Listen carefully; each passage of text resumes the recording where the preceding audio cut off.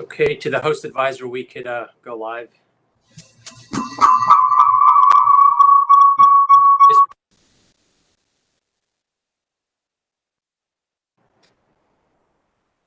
Good morning. Welcome to the Maryland Public Service Commission. The commission will come to order. Mr. Secretary, please call today's docket. Yes, Mr. Chairman, this is an evidentiary hearing in case number 9647 concerning the complaint of the Maryland Office of People's Counsel against Sunsea Energy, LLC. Thank you. We are on the record. This is a trial type evidentiary hearing, which was duly noticed on July 28th, 2020, with the issuance of order number 89-582. In that order, the commission determined that it was necessary to conduct an evidentiary hearing regarding material issues of fact relating to the Maryland Office of People's Counsel's allegations that Sunsea Energy, LLC engaged in a pattern and practice of violating applicable laws and commission regulations. Let's begin by taking appearances in the order in which the parties will make their case, starting with the Maryland OPC.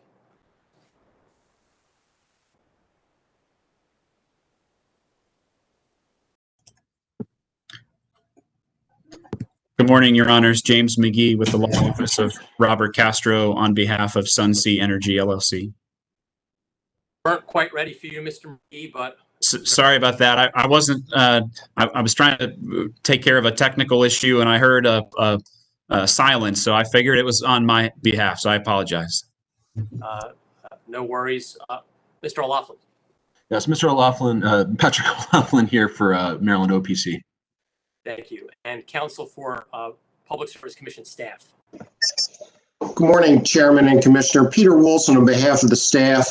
Also appearing with me today is Catherine McErlin of staff, and also present is Jim Gregor of staff counsel. Thank you, Mr. Wilson. A few general housekeeping matters before we move forward. It's important that you speak clearly for our court reporter today, and that any crosstalk between counsel is avoided. There will be no need to rush through this trial type evidentiary hearing. We'll take the necessary time to hear arguments and witness testimony. A reminder, if you're not speaking, please ensure that your microphone is off to limit any background noise. I would also encourage witnesses to pause briefly prior to answering a question to allow attorneys to object or make other statements because we are in a virtual environment. I'll plan to call a lunch recess for approximately 30 minutes later on this afternoon, as well as additional breaks as necessary. Rules regarding conduct of today's hearing. I have rules regarding examination and rules regarding the handling of exhibits. Regarding examination, witness examination will be limited to direct, cross, and any redirect. Cross-examination is limited to the scope of the direct testimony of the witness, and redirect is limited to matters brought about during cross-examination. If a commissioner questions a witness, counsel shall have an opportunity to further examine that witness on the resulting answers. Participants on the same side of an issue may not cross-examine each other's witnesses on that issue. Additionally, succeeding cross-examiners will not be permitted to engage in repetitive examination. An objection to a question put to a witness during cross-examination may only be made by counsel sponsoring that witness. A request for clarification of a question on cross-examination may only be made by that witness. Finally, a reminder that cross-examination is not a substitute for discovery. Questions during cross-examination that are designed to educate a party about the substance of another party's testimony or otherwise obtain information that could have easily been obtained in discovery will not be allowed. Moving on to the handling of exhibits. Every exhibit offered into evidence must be properly authenticated and have a foundation laid prior to admission. However, I will waive the authenticity requirement if the parties stipulate to authenticity. Parties are discouraged from introducing discovery responses in lieu of cross-examination. Additionally, since we have some confidential exhibits before the commission today, we may need to pause the public live stream, but I would encourage counsel to keep as much of this testimony public for reasons of transparency and avoid the need to introduce confidential exhibits during the course of the hearing, if at all possible. Finally, when an exhibit is referenced during the hearing, the examining attorney should make a specific reference, particularly if it's a pre-filed exhibit. This will help all of us, notably the commissioners, find the exhibit in this virtual and electronic environment. Do counsel have any questions based on these instructions? No, Your Honor. None, Your Honor. I have no questions, but I do have a technical comment. My client and I are in the same room. We're at opposite ends of a long conference room. When we first started, there was feedback, and it was probably because of the two of us. So I wanted to see if he could unmute and see if that feedback's still present, to see if I need to have him go in a different room. We can try that now. Thank you. If you can unmute. Mr. Adigue. Could the parties hear him? Yes, it sounds. Okay. That said, I would encourage counsel, even with your witness, when he's answering questions, counsel sponsoring the witness should be on mute. As I stated earlier, my 3-second rule would allow counsel sufficient time to unmute and raise an objection. Understood. Thank you. Thank you. Any preliminary matters by the parties or questions regarding discovery? Your Honor, quickly, if I may, there's still some outstanding discovery that we had asked of Sunsea. That said, we didn't file any motion regarding that, given that I believe that I was able to ascertain the information that I needed from the documents that I already had. I just wanted to make sure that the Commission was aware that I did my own math, and I'm hoping that I got close, or at least close enough for the purposes of this hearing. Thank you, Mr. O'Loughlin. I did note that there was untimely responses to your data requests in the pre-hearing statement that you filed. Mr. McGee, what is the status of these late data requests? So, Your Honor, I'm not aware of what else needs to be responded to. I know there were some objections, and I with Mr. O'Loughlin about that. If there's anything else that he believes he needs, we can discuss it. But I think based on what he said, he does not have any need for any additional information. Mr. O'Loughlin, is that true? Because I read to the contrary in your pre-hearing statement. Yes, OPC 3-1 asking for the start and stop dates of all the customers who filed complaints with Consumer Affairs Division. We don't have that information. That was not provided by Mr. McGee or Sunsea. That said, in the files from the Consumer Affairs Division, there is, thankfully, Sunsea's records. They do include a start date and a termination date for each of those customers, I think, except for one. Where that case was settled. So I was able to do my own rudimentary math. So I guess I would ask, during that time when I get to that point, whether we can determine whether counsel for Sunsea and Sunsea would accept my math subject to check. Okay, Mr. O'Loughlin, we will accept that. I do not hear that you with OPC data request number 3-1. But we will cross that bridge, noting that Sunsea had not complied with timely responses. Your Honor, Peter Wilson for staff. I might also note that we had a short second data request that was out and is, by my calculations, overdue, but we are ready to proceed with what we have. Mr. McGee, what's the response to the tardy data request to staff? That is technically correct. I think the first two, the second set of data requests they sent, the first two questions were about the exhibits that were going to be filed and the name of the witness. So that clearly was already done by the Commission's order on last Friday. And then three others, the remaining three, were about any legal defenses as it relates to potential violations of the Solicitation Act, the Telephone Solicitation Act, or there might have been a COMAR provision there. But we believe that they're adequately handled in what we've already provided, or if it's seeking a legal conclusion, that would not be something we'd have to provide in discovery. Okay, I don't want to know the substance at this point. I just wanted to know why they were not responded to timely. Okay, the parties will make their arguments in due course, and we may hear these disputes arise again. Any other preliminary matters before we begin today? I'll allow the parties to make brief opening statements if they choose, or they may reserve until it's time to make their case in chief.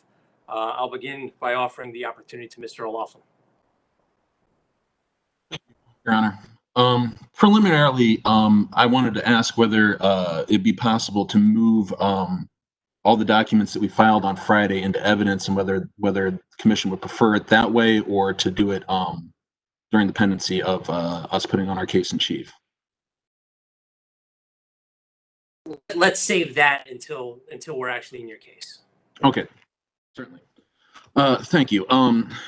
OPC believes that the evidence in this case will show that Sunsea has had a pattern and practice of violations in enrolling customers for its electric and gas service contracts, including slamming by means of unauthorized enrollment, failure to provide the necessary contract summaries before enrollment occurred, a variety of misrepresentations, and also failure to post their pricing information as required under the Public Utility Articles Act.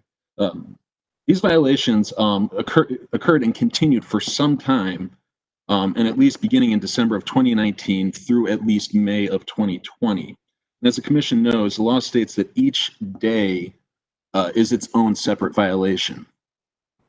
One of the main issues in this case is the concept of what's known as a warm transfer. And we can get into that a little bit more, but essentially the warm transfer consists of a separate company other than Sunsea asking its customer whether they're interested in hearing from what they deemed an energy expert to determine whether they could save money on their power bills. From that point, if that potential customer answered yes, they would then receive communication from Sunsea, usually via telephone, a telephone sales call that we believe occurred, though that there is no recording of that call, followed by then a separate TPV for that customer. The issue in this is a question of whether that opt-in satisfies the exemptions under the Maryland Telephone Solicitations Act, and we believe that the evidence will show that exemption was not present in these cases, and therefore these enrollments were unauthorized and would be deemed slams. OPC also believes that following proving all of this, that a variety of penalties should apply, and we're happy to delve more fully into that at the conclusion of our case. Thank you. Thank you. Does Commission staff wish to make an opening statement? Just briefly, Your Honor, the Commission staff is here pretty much in the nature of a tag-along with OPC's initial complaint. The Commission did charge the parties with determining whether there was a pattern and practice of violations of Maryland consumer law. And staff strongly believes that the testimony that will be offered today will show that, and that there is a pattern and practice of violations of Maryland consumer law. And that's all I have at this time. Thank you. Mr. McGee, would you like to make an opening? I would, thank you. As you'll hear from testimony from the president of Sunsea Energy, Jacob Adigue, Sunsea does admit that there were violations of Maryland regulations and the Maryland Telephone Solicitation Act.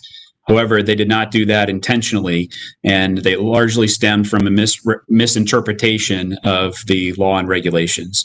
Sunsea knows that it should have done better, and these violations should not have occurred. You will hear several instances, however, where Sunsea took swift action to correct the mistakes once they were discovered. In regards to the complaint filed by Mr. Fields and OPC, Sunsea understands that the actions by its agent, who it subsequently terminated, are illegal, and it is the same as if it committed those violations. But again, once they found out that this has occurred, they terminated the relationship with that agent. Mr. O'Loughlin also talked about violations of the Maryland Telephone Solicitation Act, and Sunsea acknowledges that those had occurred, and that was through a warm transaction in an affiliate that Sunsea has with a cable provider. The cable installer at the installation call will ask the customer if they would like to have receive a call from an energy provider about their energy rates, and at the time believed that that exempted them from the Maryland Telephone Solicitation Act. You'll see that there's conflicting decisions on this from the commission itself, from the Consumer Affairs Division, where several different complaints were dismissed, even with reference to this referral scenario. Eventually, CAD did settle on one interpretation that these referrals do not exempt Sunsea from obtaining the wet signature, the original signature from the Maryland Telephone Solicitation Act. And after that, Sunsea did stop accepting these referrals from its cable affiliate. And finally, there are instances where violations occurred during the third-party verification or TPV process. And these were improper because there was not an actual rate stated like the regulations require. The TPV did state that the price was variable, and Sunsea believed that that was sufficient and that that satisfied the regulation. The example with the cable referral, there were several complaints that were denied by CAD.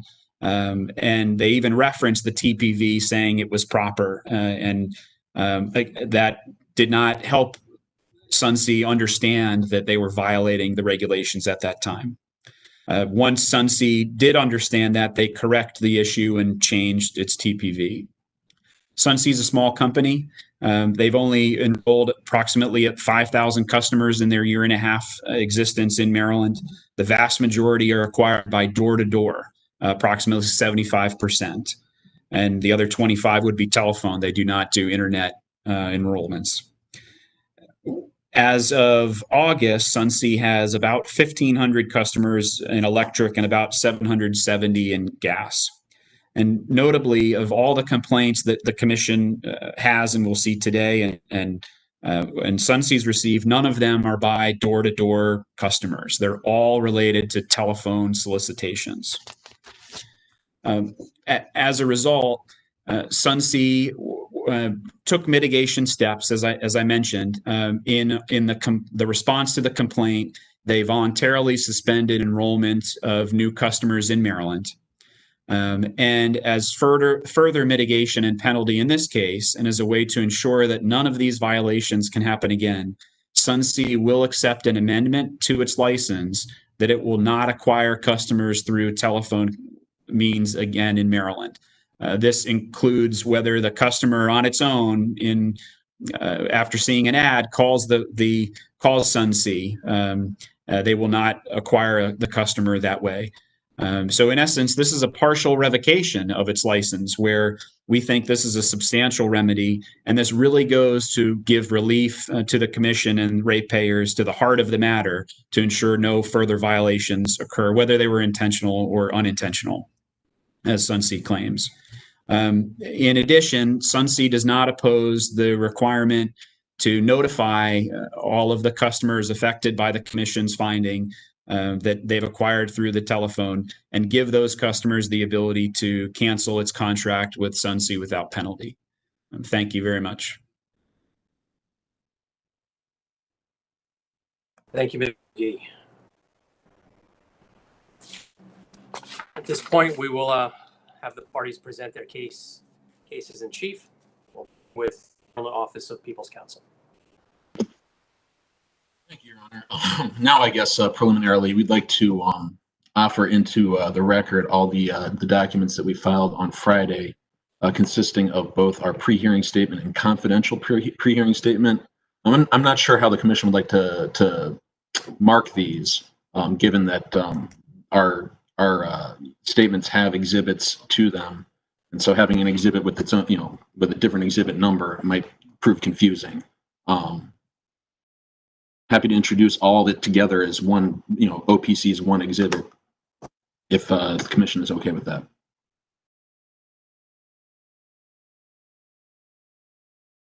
Mr. Chairman, I believe you're still muted. On Friday, you filed two documents, the pre-hearing statement and a confidential pre-hearing statement. Is that correct? That is correct.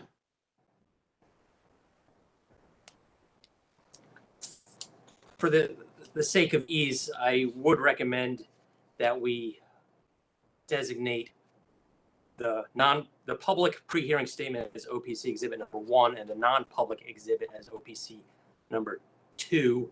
The first exhibit, I believe, will have 175 pages, and the second exhibit has in excess of 500 pages. Does that sound right?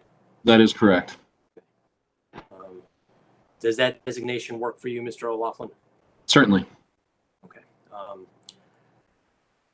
So we'll mark those two exhibits accordingly. Exhibit number 1 will be the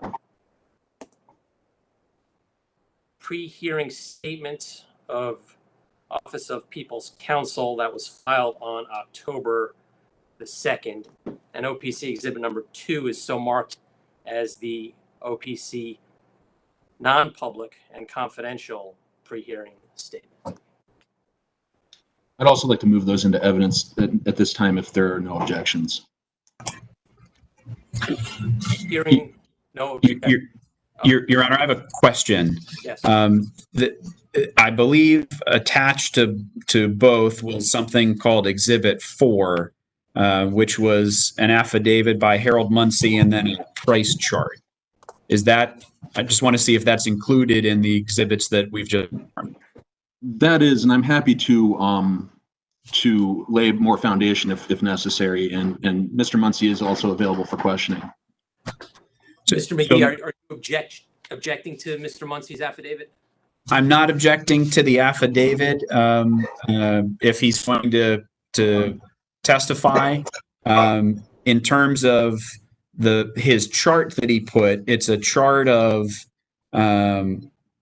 looks like 3 or so suppliers, two suppliers in different scenarios, gas and electric. I think it's 2 suppliers, Washington Gas and Spring Power. I'd object to the relevance of this document and grabbing, number 1, why prices are relevant, and number 2, it seems like it's kind of cherry picking just 2 companies. So I'd object to that document. Okay. Your objection to Mr. Muncie's tables are noted and on the record. Mr. O'Loughlin, do you plan to sponsor Mr. Muncie as a witness? I do, and so I'm happy to lay the foundation, and we can revisit that at that point. That satisfies me, Mr. McGee. You'll have an opportunity to cross-examine that witness with your objection being noted. Thank you. Sorry. Hearing no additional objections, I move OPC exhibits number 1 and 2 into evidence. Mr. O'Loughlin, would you like to call your first witness? I would, thank you. OPC would like to call Bill Fields. Mr. Fields, if you could turn on your microphone, raise your right hand, please, and let us know when you're ready. I'm ready. Okay. Madam Court Reporter, can you please swear the witness?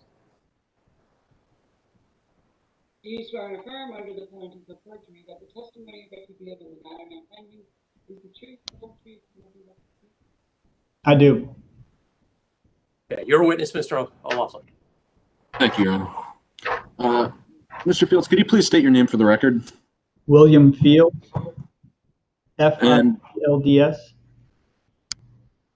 And have you ever been contacted by Sunsea Energy LLC? Yes.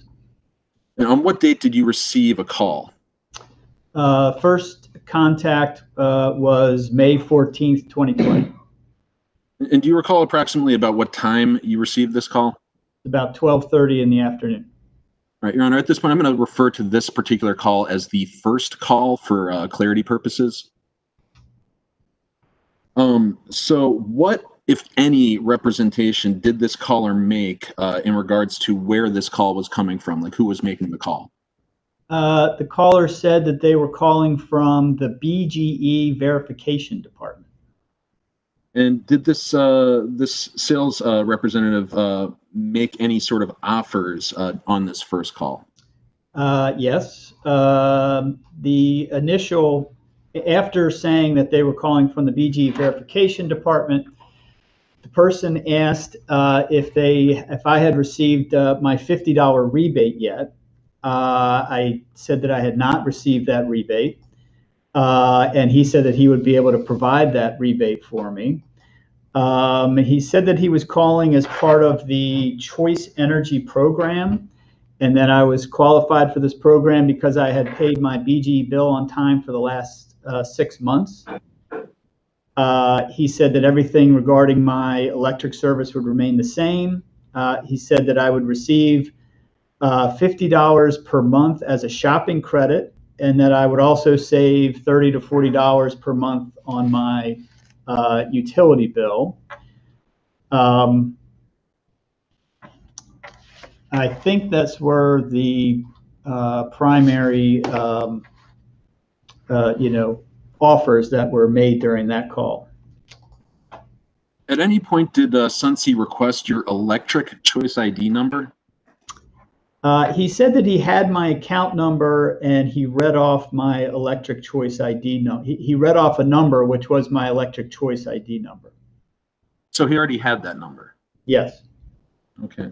Did he request your gas choice ID number? Yes, he did. And I asked him why why he was asking for that number. He said it would double my benefits. I asked him if he was referring to benefits from BGE, since he said he was from the BGE verification department, and he said that it was. All right. And did anything else happen on that call? He said that I would receive a call in about 15 minutes to receive a confirmation number. Okay. Did you receive that follow-up call? I received a call at, yes, approximately 12:55. I received another call. I'm going to start referring to this one as the second call, again, for clarity purposes. What representations did the caller make on this second call? He said that he was calling about the reductions to my utility bill. He said that he had to read me a script from something called the reduction supplier. He gave me a number, LT2150, which I think might have been some kind of confirmation number, but it wasn't clear. He then said something very quickly. I had to ask him a few times what he was saying. And eventually I understood that he said his name was Richard White and he was calling from Sunsea Energy, a company called Sunsea Energy. He said that they were authorized for BGE supply purposes. He said the call was being recorded and asked whether I was authorized to make decisions on the BGE account. I asked him whether this call was related to the call I received about 15 minutes ago. He said that it was. He said that I would have a month-to-month variable rate that would not necessarily be lower than the utility price. He said I would receive a cash reward. And he said that it was part of the BGE choice option and that Sunsea is an alternate supplier.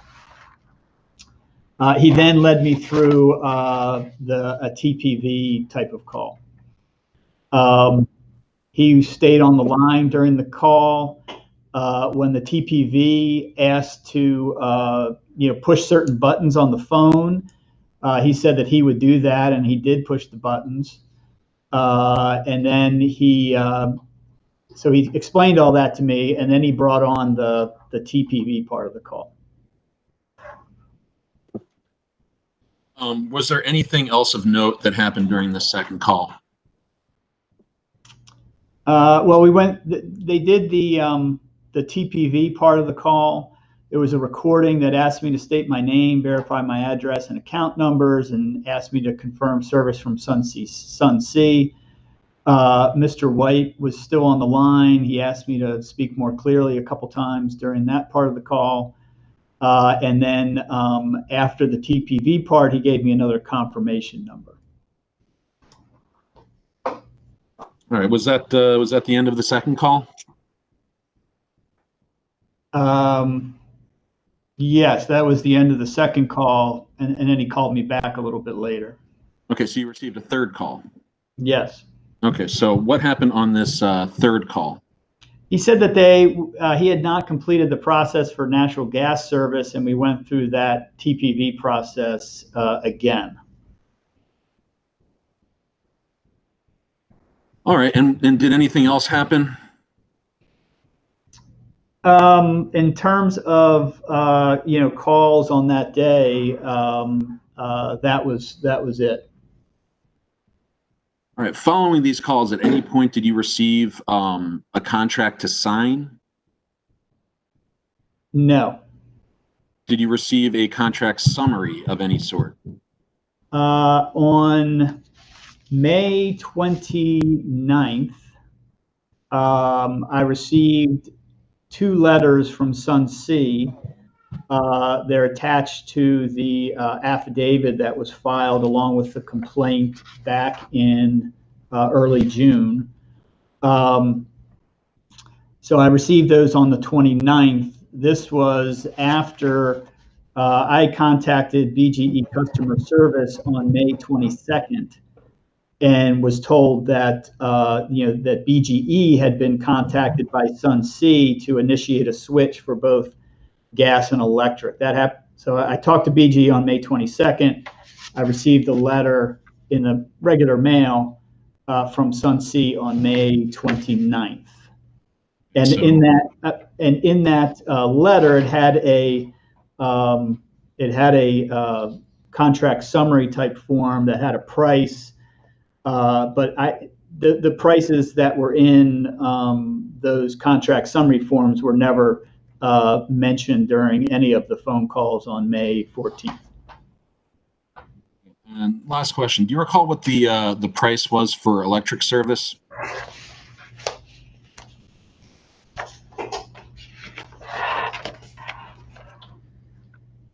$12.99 per kilowatt hour is what's called the initial variable rate. All right, thank you, Mr. Fields. I have nothing further, Your Honor. Mr. Wilson, you have questions? Cross-examination for the witness. I do not, Your Honor. Mr. Do you have cross? A couple questions, Your Honor. Good morning, Mr. Fields. How are you? Good morning. I'm fine, thank you. Great. You indicated that that the representative for Sunsea had your electric choice ID already, correct? Correct. Did they tell you how they had your ID already? And why? They did not. Have you shopped around for choice before? Have you had a retail supplier before this? Yes. How many? I believe just one. And was?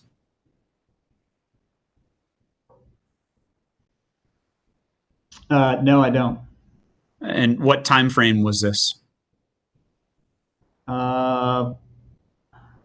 Best of my recollection, fall of 2019. And do you know how long you stayed with them? Very briefly. How did you become enrolled with them? A cold call.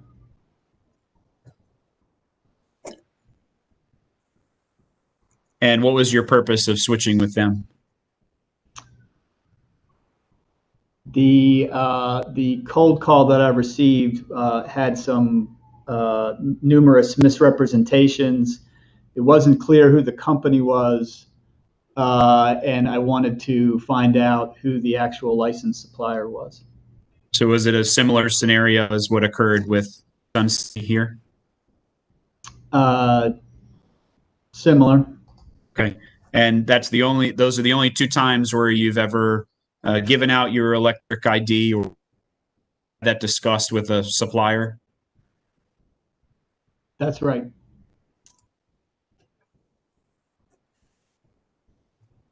And again, you don't remember who that was that you signed up with, is that right? That's right. Did that supplier have your electric ID at that time, or did you tell them your ID? They didn't already have it. Okay. Thank you. No further questions. O'Loughlin, any redirect? On Your Honor. Do commissioners have questions of the witness? Seeing questions, Commissioner Clinton, my apologies. Sure. Thank you, Mr. Chairman. I just had two questions for Mr. Fields. And good morning, Mr. Fields. I'm looking at your exhibit number 3. Well, your affidavit. And in the affidavit, and as you did this morning, you acknowledge that you are the Deputy People's Counsel for the Office of People's Counsel. I'm assuming that is still accurate as of this morning. As far as I know, yes. Yes, good. Thank you. Are you, when you received this call from the company's representatives, what was your initial response to it, or reaction to it? Did you see it as an opportunity? Did you see it as a opportunity to learn more about a company, to present a future complaint against the company? How did you initially respond to it? Well, the fact that the call started out with a misrepresentation that they were calling from BGE, which was particularly back in the spring, an issue that we had heard, we had been hearing a good deal of problems with. I thought that this was an opportunity to find out what licensed supplier was behind these type of solicitations. Okay, so as part of the call, I understand that the company didn't voluntarily provide you with certain information, like the rate that you would be charged and the name of the actual company that you're interacting with. Did you ask them for any of that information? Did you ask and they didn't give it, or did they just not provide it? As for the name of the company, like I mentioned, the representative in the second call said that information, although I had to ask him to repeat it, I think 3 times in order to finally understand what he was saying. So he did volunteer the name in that way. As for the price, the initial price, I didn't ask. He had made a representation that I was going to save on the bill, so I didn't ask what the initial rate was going to be. Okay. So in your affidavit, you also noted that an offer was made to you. I believe it was in the first call that you would receive a shopping credit of $50. Yes. So I'm assuming you didn't receive it. Well, actually, the first thing that he said during the first call was to ask if I had received my. Let me check and make sure I get the word just right. The first thing he said was if I had received my $50 rebate. This was after he said he was calling from BGE. And then later in that call, which I think he was referring to the same $50, it became this $50 shopping credit. In in the letter that I received, the last, I guess, 2 pages, which is attached to my affidavit, it's a flyer about a reward. It says reward details. It says $50 in reward dollars every month. And you go to some website to redeem it, and I think you buy things from different retailers. So that flyer was in the mail, the letters that I received, but I didn't pursue that. Okay, so you were under the impression then that at least from the conversation, that you were receiving a cash rebate or reward as opposed to these dollars that came as explained in the letter you received later. Based on what the initial, from the initial call, they asked about a rebate and said that I would receive, he would be able to supply that for me. So I certainly interpreted that as it would be a cash rebate that, utilities sometimes do in different circumstances. I mean, I obviously know about that from my job. So a reasonable interpretation of what he said would be that, yes, it would be a cash rebate. Now, as the call went on, I became, suspicious that he was referring to this kind of, shopping dollars type of arrangement. Okay. And just one additional question regarding the first call that you received. Prior to that call, had you been in touch with another utility company or any other entity and expressed to them an interest in shopping with a competitive supplier? You mean in terms of like Comcast or somebody like that? Or anybody, yes. No, other than Mr. McGee asked me about signing up with the company, sometime in 2019. No, other than that, no.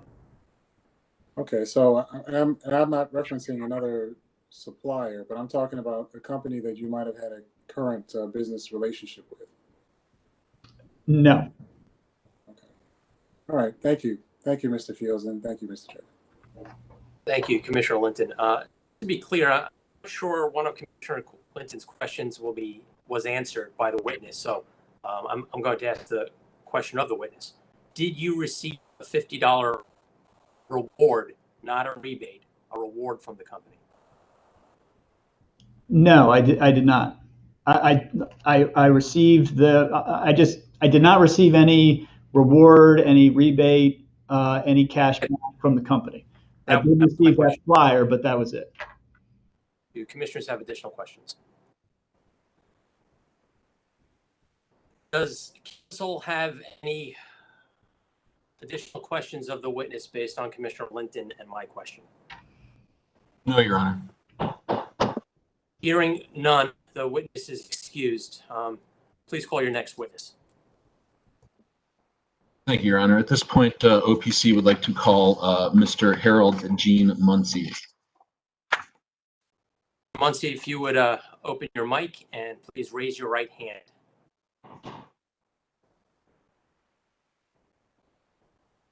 Do you swear and affirm under the penalties of perjury that the testimony you're about to give in the matter now pending is the truth, whole truth? Muted again. Yeah, it's. Okay. Mr. Muncie, do you hear me? I do now. I had a short technical problem. Okay. You'll Please. be seeing Mr. Fields' name. We only have one camera. That's fine. We'll keep that. That's a technical issue. Please raise your right hand.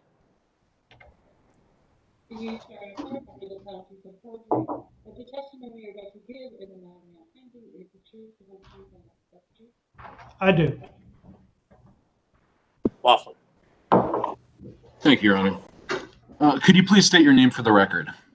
Harold Gene Muncie, M-U-N-C-Y. All right, Mr. Muncie, where are you employed? I work for the Maryland Office of People's Counsel, And what is your job title? Director of Consumer Investigations. As the Director of Consumer Investigations, what generally are your job duties? It's a wide range of general office duties. Also, looking at complaints that we might receive from consumers that we can try to informally mediate, and also directing consumers to those agencies that can provide funds. Do you perform investigations in general on any of these companies for the Office of People's Counsel? At the direction of the People's Counsel, yes. Did you perform any investigations in the current matter on Sunsea? Not as such. I was directed to provide some information based on part of my regular duties is to also gather information on suppliers in Maryland that are making residential offers. So I was asked to get information as to what I had for Sunsea, since they had first appeared on the Maryland Public Service Commission website in May of 2019 as to a company that was actively seeking customers on their gas offers. Did you, in this matter, did you compile any sort of chart or pricing information in general for SOS rates, gas utility rates, anything like that of that nature? I did. That was an attachment, I believe, that had been spoken about earlier. Since Sunsea had not presented offers on their website for gas, basically the chart shows the SOS prices for Maryland Gas Light and for BG&E by the different months, beginning in May of 2019 and continuing to May of 2020. Also prepared were electric SOS prices, despite the fact that Sunsea had not entered on the Public Service Commission website as actively seeking customers. So when I would go to Sunsea's website, they just had no offers that I could view. Okay. So you were not able to find electric pricing information for Sunsea? From their own website, no. Okay. Were you able to find it on any website? Since my duties were directed towards finding what the various supplier companies are actually making of offers, reviewing the pricing, reviewing whether there was fees attached, and also reviewing their contracts. Pardon me. I had no reason really to look elsewhere for pricing. Thank you. Your Honor, at this point, I'm going to ask to admit the affidavit of Mr. Muncie along with the chart, and in anticipation of counsel's objection to it as to relevance, as he stated before. In the Consumer Affairs Division complaints that we have attached as Exhibit 2, there are several specific claims that that individuals were being told that they would be saving money or being charged a rate of about 5 cents per kilowatt hour. Given that there are claims that that Sunsea has made that the individuals will be saving money, the relevance of this chart as to the SOS pricing that the comparative SOS pricing that they might have been paying shows that that is in fact a misrepresentation, as Sunsea has shown in its answer, I believe, to OPC DR 3-3, that all of their pricing on at least electric prices range from anywhere from, I think, 13 cents per kilowatt hour to around 19 cents per kilowatt hour, subject to check. But suffice to say that each of those prices for each month far exceeded the SOS pricing. We believe that this is relevant evidence to show that those were in fact misrepresentations.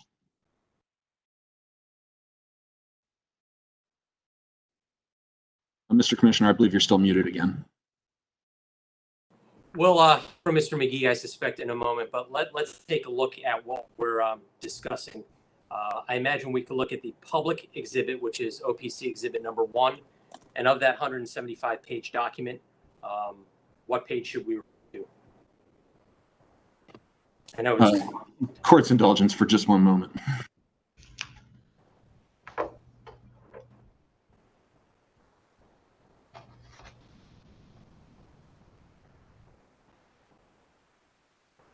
I believe it's the last 4 pages of the exhibit. That is correct. So it would be the final 4 pages of OPC Exhibit 1. And for the record, that would be pages numbers 171 through 175. That is correct. Any objections? Yes, Your Honor, I'd object to the chart.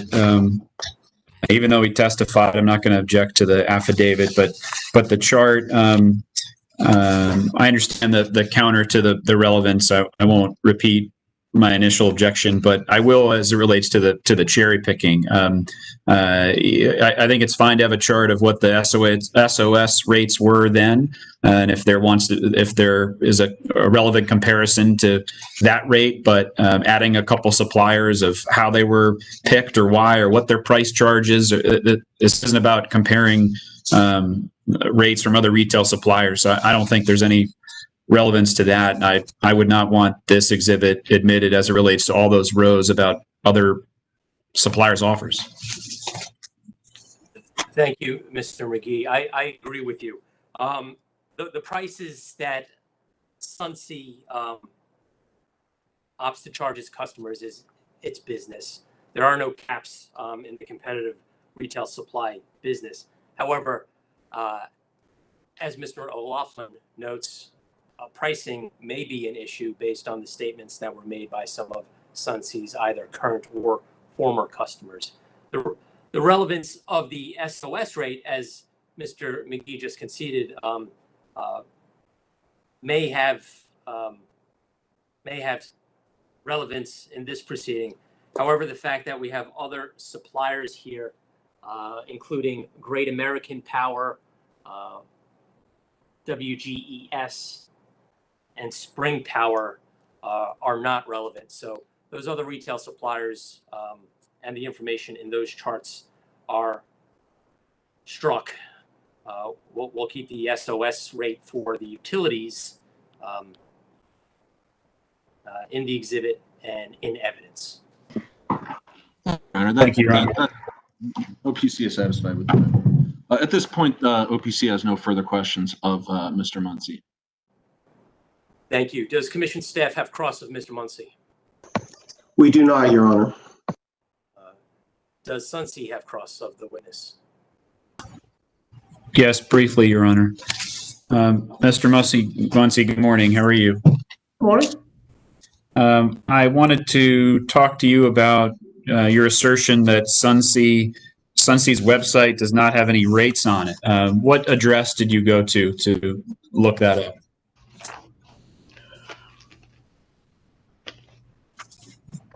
Indulge me just a second. Let me get that.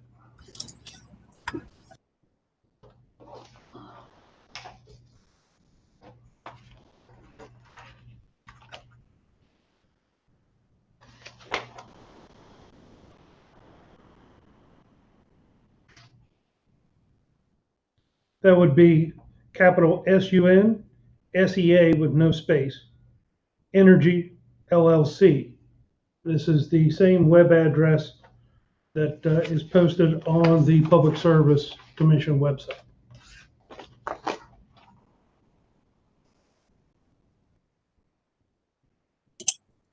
Thank you. Did you happen to go to sunseaenergy.com, so a website without the LLC attached to it? That link may exist or may not. I can only use what the Public Service Commission actually has on their website. Okay, but you did not go to that website, is that correct? That's correct. Okay. I don't know if I have the ability to share a screen or if I should just make a statement about it, but I'm able to go on that website and see rates. So I'm not sure how I should do this from a technological standpoint.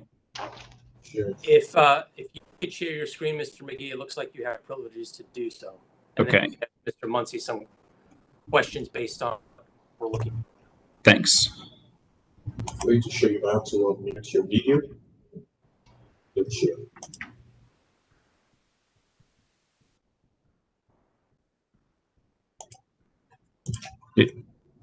I didn't share yet, did I?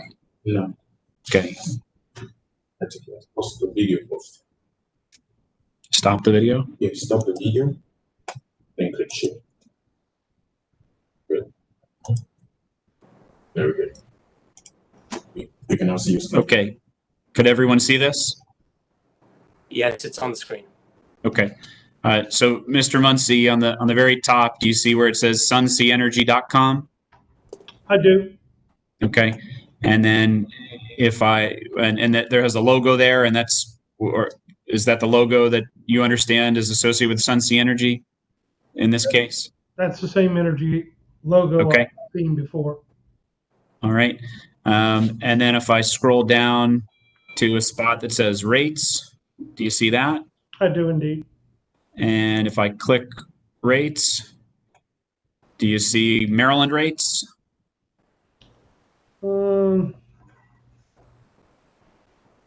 Well, it's showing various states. Now I see Maryland, and then I see rates going back.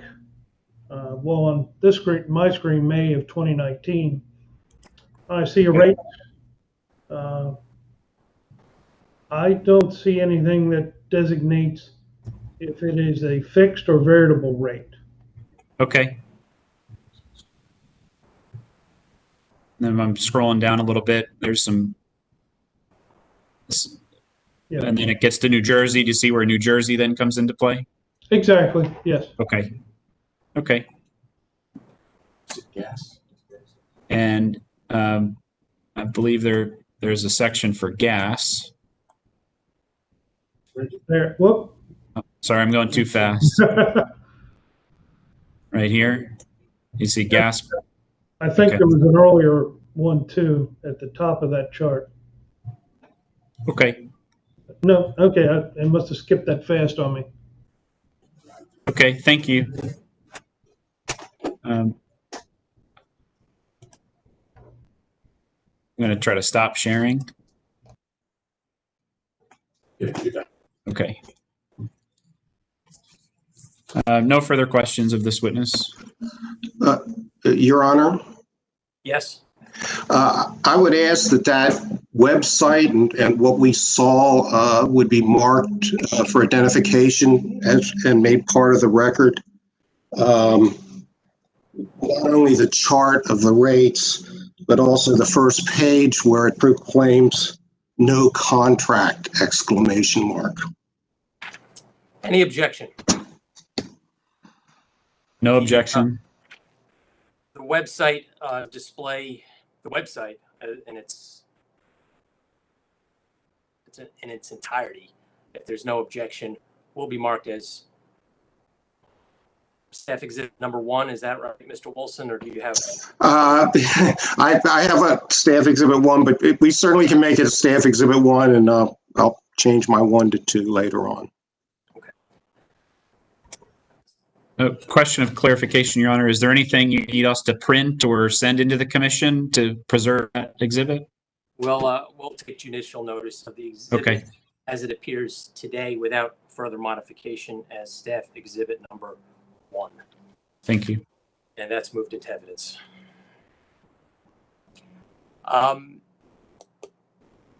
Any additional cross for this witness? Seeing none, do commissioners have any questions of Mr. Muncy? Thank you. Commissioner Lincoln. Sorry, Mr. Chairman. Just one question for Mr. Muncy. Good morning. You mentioned earlier that you had been looking at a specific link on online to find Sunsea Energy rates. Where did you get that URL from? Up until just very recently, the Public Service Commission had a page under the electric where you could go and look at the various service areas, and you could find either all the suppliers within service areas, or you could narrow it down to those suppliers actively seeking new customers. So from 2007 until just this month, that is the list that I was obtaining, those different suppliers who were actively making offers. Up to that point, and the point of when I submitted my affidavit, Sunsea had not been on the list for electric seeking customers, but had appeared on the gas suppliers actively seeking customers, and had done so when I checked my prior records since May of 2019. Okay. All right. Thank you, Mr. Chairman. Thank you, Mr. Munson. Thank you. Council have questions based on Commissioner Linton's question. No, Your Honor. No, Your Honor. Seeing no questions, the witness is excused. Mr. O'Loughlin, please call your next witness. Your Honor, that concludes the witnesses for OPC. With the understanding that Mr. Adigue will be testifying today, that concludes our case at this moment. Thank you. We will proceed to commission staff. Thank you, Your Honor. Commission staff has one witness, Mr. Kevin Mosier, who we will call. If the witness will turn on his microphone and please raise his right hand. Let us know when you're on, Mr. Mosier. I'm on. If the court reporter could swear in the witness. Do you swear to affirm under the penalties of perjury that the testimony about to give in the matter of country is the truth, whole truth, and nothing but the truth? I do. Mr. Wilson, your witness. Thank you. Mr. Mosier, would you state your full name, your title with the commission, and your business address for the record? Kevin Mosier, M-O-S-I-E-R. I'm an assistant director, and my business address is 6 St. Paul Street, 16th floor, Baltimore, Maryland, 21202. And in your capacity as an assistant director, did you have occasion to prepare direct testimony with exhibits in both a public and confidential format dated October 2nd, 2020, and filed in this case on October 2nd as mail log 232022? Yes. And does that testimony remain your testimony here today? It does. Do you have any changes or corrections to that testimony? I do not. Is that testimony correct on your knowledge, information, and belief? It is. At this time, Your Honor, I would ask that the testimony of Mr. Mosier be marked as Staff Exhibit 2 for the public version, Staff Exhibit 2C for the confidential version, and I would move it into evidence, and if it's accepted into evidence, I would pass the witness for cross-examination and questioning. Staff exhibit of the direct pre-file testimony of Kevin D. Mosier is so marked as Staff Exhibit number 2, and his non-public confidential version of his direct testimony is so marked as Staff Exhibit 2C. Hearing no objections, these two exhibits are moved into evidence. We'll begin with any cross by Maryland Office of People's Counsel. We have no questions, Your Honor. Any cross from Sunsea? Yes, Your Honor. Thank you. Good morning, Mr. Mosier. How are you? Good morning. I'd like to have you discuss on your second page, line 4, you mentioned slamming. What's your definition of slamming? An unauthorized enrollment. And And is it your position that because there was no signed contract, these customers that signed up on the telephone, that they would not, that's an unauthorized enrollment? Well, I would say more broadly, I was relying on CAD, on the findings of our Consumer Affairs Division. Well, so CAD, several instances dismissed the complaint. We'll get there in a second, but on page 5, you list about 6 different complaints, and I can see 5 of them right away that CAD actually dismissed, but you're referencing. So I'm really trying to figure out what you think, or what you on behalf of the Public Service Commission staff thinks slamming would be. Well, again, unauthorized enrollment. Okay, and so what I'm asking is, do you think slamming is when a customer agrees to be enrolled on the telephone, and they just don't get a wet signature a couple days later? Do you think that's slamming? I think it certainly can be. Because you reference numerous instances of slamming, and my client's admitting that that I referenced about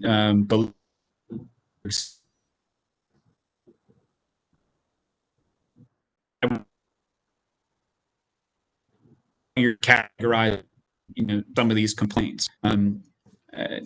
So again, if I think you're saying you think slamming could be the scenario I just described, is that right?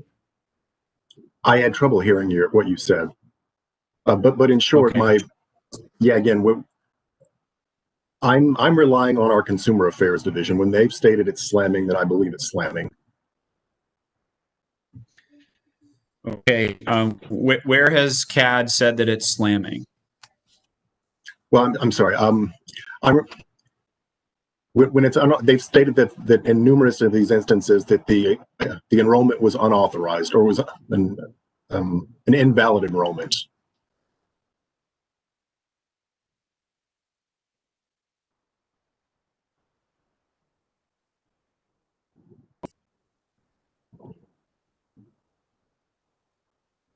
For a moment. Mr. McGee, how do you hear me? I can hear you. I did not hear Mr. Mosier's response. I don't know if that's on my end or his. Okay. It looked like perhaps one or both of you were having some audio difficulty. As we're off the record, to the extent folks could do what they can to preserve bandwidth, there may be times when we'll need to remove the video to better hear the questions and testimony, but it looks like both of you are live right now. So, Mr. McGee, if you could, won't you get back on the record, if you could ask the witness your question again, let's see if he can answer it. Okay, we're back on the record.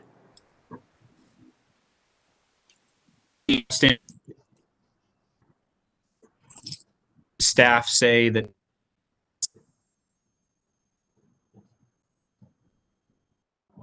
No. I'm having trouble hearing you. Okay. I just caught. Can people hear me better? Yes. Okay. Is this all right, Mr. Chairman, to proceed this way? It is fine to proceed this way. Let's see if that clears up the issue. So I apologize. So the outstanding question, I believe, is where did CAD say that slamming has occurred in this case, in any of these complaints that we're discussing? I don't recall that CAD used the term slamming in any of these. I believe they used the term invalid enrollment. Okay, and so are you then equating an invalid enrollment with slamming? Yes. Okay, and so a lot of these invalid enrollments admittedly occur as a result of the cable affiliate relationship that my client will testify to, that they thought that exempted them from having to obtain a wet signature. So are you aware of any other instance other than that scenario that we're describing? I'm not. Okay. So to sum up, when you refer to slamming in your testimony, you mean the unauthorized enrollment that did not result in a wet signature of a contract in violation of the Maryland Telephone Solicitations Act. Is that right? I think that's a little. I'd say more specifically, I'm referring to when CAD has, made a determination in their letter order that it was an unauthorized enrollment. Okay. I think in your testimony mentioned you listened to most or all of the TPVs that were associated with these other complaints. Is that right? That is correct. Did you hear any that were like Mr. Fields described he received? No, but again, that was Mr. Fields with, Mr. Fields was a sales call in a TPV. These were just TPVs. Okay. And the TPVs that were that occurred, did anybody that you heard, did anyone other than as it was associated with Mr. Fields press numbers for them or conducted in a similar way? Not that I could tell. Okay, thank you. And nothing you listened to said anything about we're calling from the BG verification department or anything of that nature, correct? It did not. Okay. But again, the company never provided any sales calls, only the TPVs. Okay, I'd like you to look at page 5 of your testimony, please. Okay. And I'm not sure how to do this, so I think it might be easiest if there's complaint numbers associated with this. So, for example, in line 3, it's a complaint number that's 9 digits long. I've matched that with the person, and I think what I can do is reference your exhibit that's associated with that person. So we can talk about that particular top one. Bear with me one second.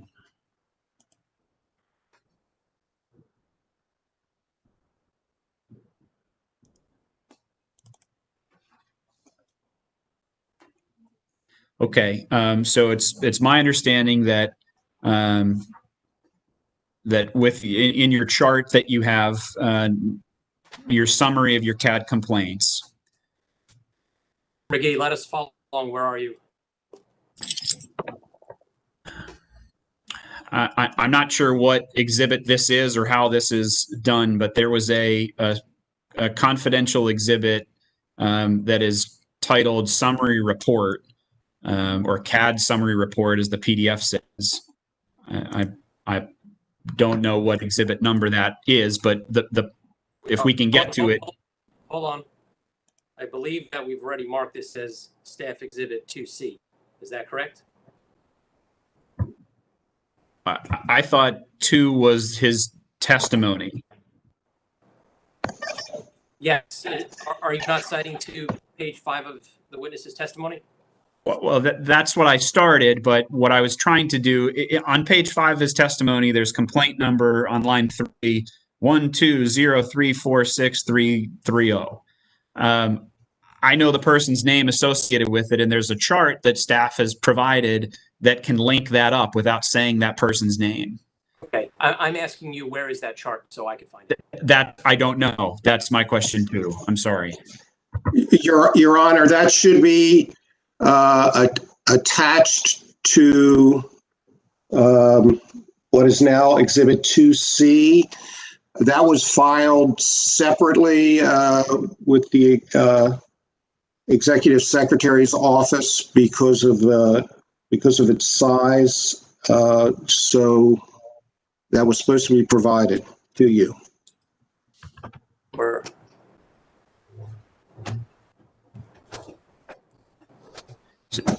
So I think there's an exhibit attached to Mr. Mosier's direct testimony called KDM-2. Okay. I have that, Mr. McGee, and to the extent that we could discuss this CAD complaint without revealing the identity of the individual. Is this the individual with the initials PA? Well, there's there's 30 different people. The one that I was going to reference on page 5 at the top, last name starts with a C. But I have the exhibit number though. That's why I wanted to refer you to the, that chart or spreadsheet or summary. That might be the very last couple pages of that long exhibit. I'm not exactly sure where it was. I have it in electronic form. Yes, we have that as well. So of that list, there are 2 complaints listed. Which number of those 32 are we looking at? So the first one I would say is number 8. Number 8, and that is the individual with the initials GC? Correct.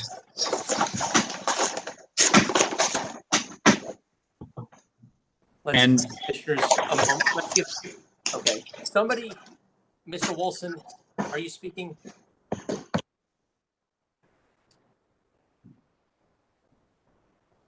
Let's give the commissioners a moment to find that complaint, which is number 8 on staff's chart. The individual's name, the initials are GC, and the complaint number is 120-346-300-L as in Lima. Mr. Chairman, just for clarification, are we supposed to go to the actual complaint, or are we just looking at just the charts? I believe Mr. McGee is pulling the complaint. So let me, let me kind of cut to the chase, and then we can back up if we need to. So ultimately, on page 5, the first 4 that are listed there, all the complaints were dismissed, and we can go to the page that shows it. But my ultimate question to the witness is just to acknowledge that if he understands that those first 4 were dismissed and found in Sunsey's favor. I believe, Mr. McGee, that was in the witness's testimony.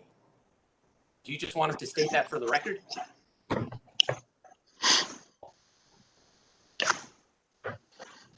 So I following as to where it was in his testimony. If what I'm trying to get to is that the items that he listed here, he's telling half the story, and he's not saying in his testimony that the complaint was actually dismissed. That's the point I'm trying to get to. Okay, perhaps we could proceed with these questions without reference to the exhibits. We may need to look at the complaints, but we'll see if the witness could give you responses to your questions if you'd like to proceed that way. Okay, thank you. Sorry about that. So Mr. Mosier, my understanding on page 5 is that the first 4 complaints listed and the 6th listed were dismissed by CAD and found in favor of Sunsea. Is that your understanding as well? It is not. My understanding is that they were dismissed, but I've seen nothing in these complaints saying that that CAD found that these customers were wrong when they stated, for instance, that they were promised savings. And I think that's the broad point I was trying to make it with these is, in the original complaint, Bill Fields listed numerous false statements. The company replied to this and stated, well, that was just one rogue agent. Well, maybe that's the case, but I think these complaints go to the fact that there are, out of all their customers, there are other customers who are making similar complaints about, they promised savings. And again, it's one thing to be promised savings. It's to be promised savings and be charged 18 cents a kilowatt hour is pretty egregious. Okay, but even so, you're acknowledging that these complaints were dismissed. Yes. Okay. Thank you.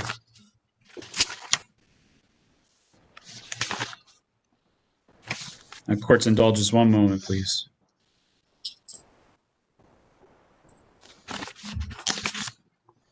No further questions. Thank you. Any additional cross of this witness? Do you commissioners have questions of this witness? Commissioner Linton. Yes, Mr. Chairman. I just had one question for Mr. Mosier, and good afternoon, I think. Good afternoon. Good morning. Good morning. Mr. Muncy earlier testified about a link to access information regarding rates that Sunsea would be charging to customers. And he said that the link was available from the commission's website. Are you familiar with that link and that process? I am not. I looked real quick. I didn't see it. My guess is that is a link that is probably on our competitive supplier website. It is not the link that Mr. McGee gave you or gave Mr. Muncy. That is the link that was filed in their original application. Okay. So are you familiar with the process that is used to provide a link to the commission in addition to the application? Yes. So could you, it's not described anywhere in the record currently, and so we seem to have two different links here. So I'm trying to get an understanding for how the commission would get a different link. Well, again, I think the company can list, again, there's the link they had in their application. That was the one that Mr. McGee discussed. The link with the LLC at the end of it. Again, I haven't had enough time to look around, but my guess is that was the link they used to register their offer on our supplier website. Okay. All right. Thank you. Thank you, Mr. Chairman. Thank you, Mr. Mosher. Thank you. Additional questions? Any questions based on Commissioner Linton's question? Seeing none, the witness is excused. Mr. Wilson.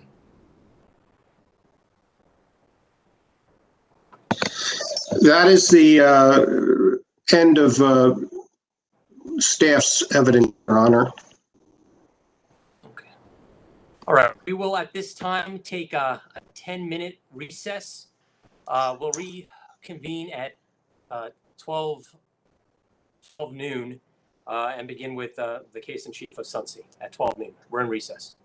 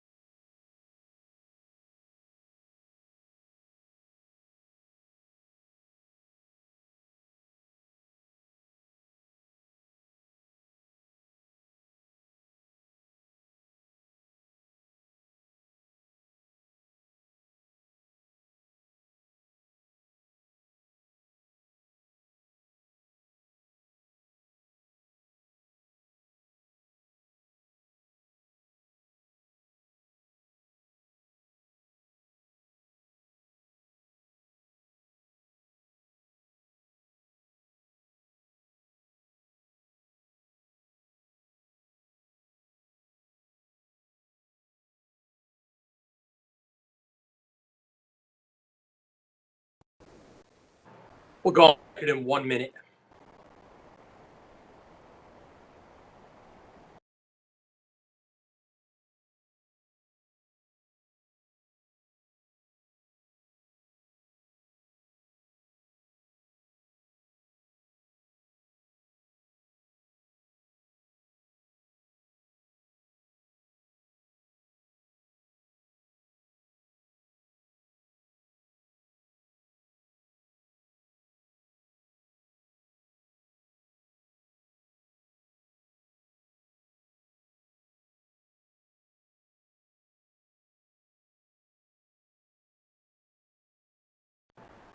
All right, we'll go back on the record. Mr. McGee, please call your first witness. Thank you, Your Honor. I'd like to call Jacob Adigue. Your Honor, I wanted to inform the commissioners that for this witness, staffs will be handled by Catherine McErlin, and I'll cede my chair to her. Okay, well, that bridge when we come to. Thank you. Will the witness? You should start your video. Start my video? Yeah. If the witness could please raise his right hand.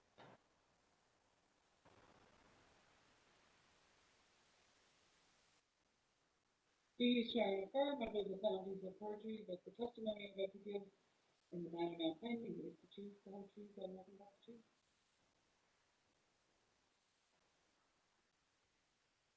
the truth? Your Honor, my client's having difficulty. He's having difficulty with his camera, so we're going to try to have him fix that in a moment. Sorry. All right, we'll stay off the record until this is resolved.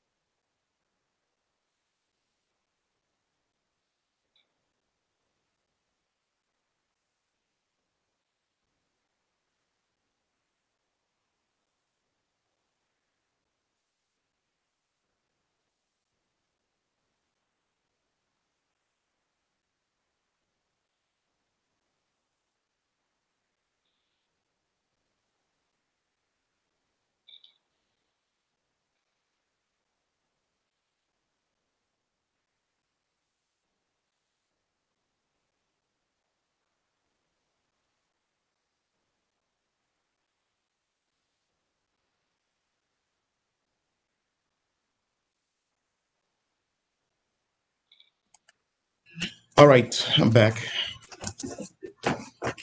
Your Honor, we just switched chairs, so I'm going to stay off the screen, and Mr. Adigue will take my screen. Okay, we are on the record. You may proceed, Mr. McGee. Thank you. And you can hear me okay? Yes, we can. Okay. All right, Mr. Adigue, if you can state your name, your employer, and your address, please, for the record. My name is Jacob Adigue, employer, the CEO of Sunsea Energy, and address 1930 Moulton Pike in Cherry Hill, New Jersey. And what states does Sunsea Energy have license in to act as a retail supplier? About 5 states: New York, New Jersey, Maryland, DC, Ohio. Do you understand you're testifying here today at a show cause hearing before the Maryland Public Service Commission in case 9647 about allegations of violation of certain statutes and commission regulations? Yes. And what's your position on this case?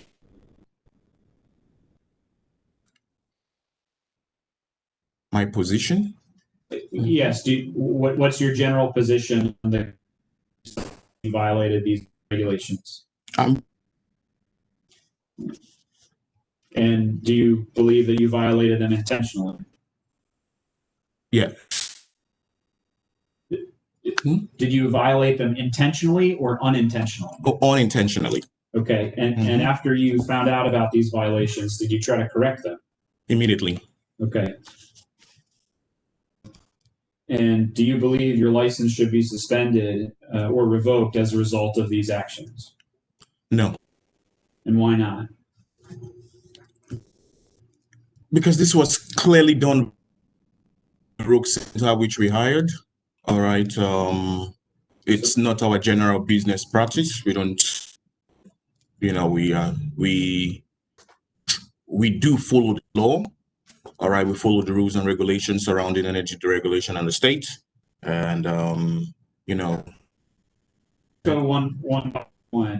Let's talk about the complaint that OPC filed as a result of violations against Mr. Fields. How did you come aware of these violations?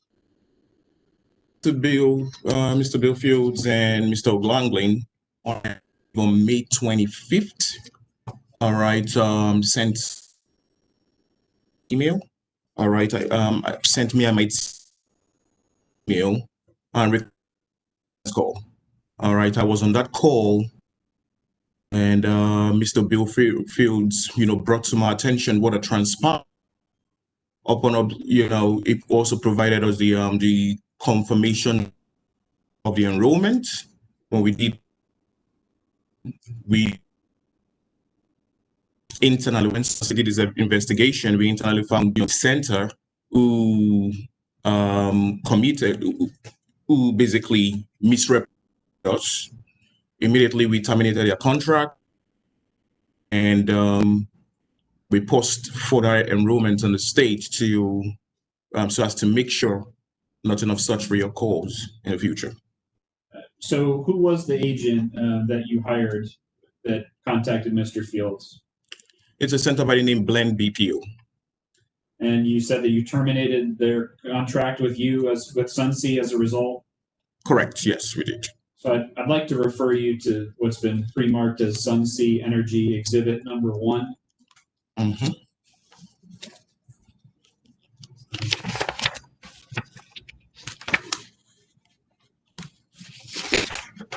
So is that do you have that in front of you yet? Sunsea Exhibit number 1? Yes, I do. Your Honors, because we switched chairs, I do have those pulled up on my screen if I can go over to him and show him where they're located. Is that okay? Yes, you may. Okay. Not those. Not those?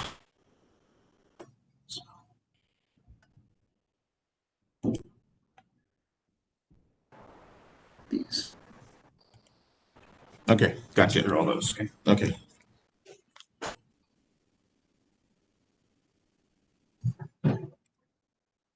Okay, so you can open up Sunsea Energy Exhibit number 1 and tell me when you see that.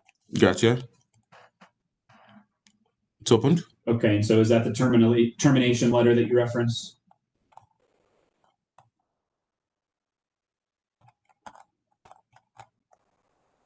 Yes. Okay.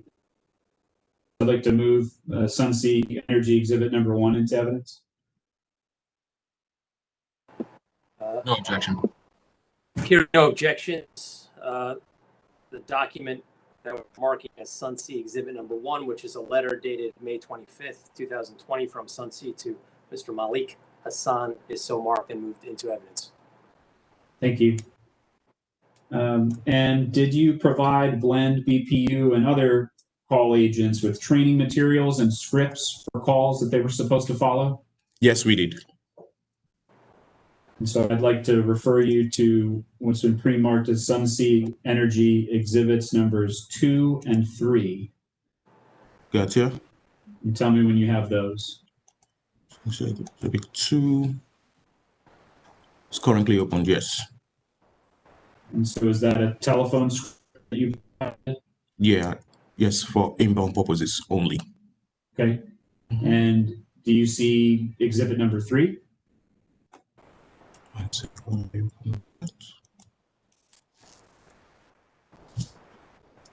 Yes. And is that also a telephone script? No, that's a verification. A TPV script? TPV script, yes. Okay. And that was, those 2 exhibits were provided to Blend BPO? Yes. Your Honors, I'd like to move, mark and move exhibits number, Sunsea exhibits number 2 and 3 into evidence. Sunsea exhibit number 2, which is titled Sunsea Energy MD inbound script only, is so marked and moved into evidence. And Sunsea exhibit number 3, which is titled Sunsea Universal Script, is so marked and moved into evidence. Thank you.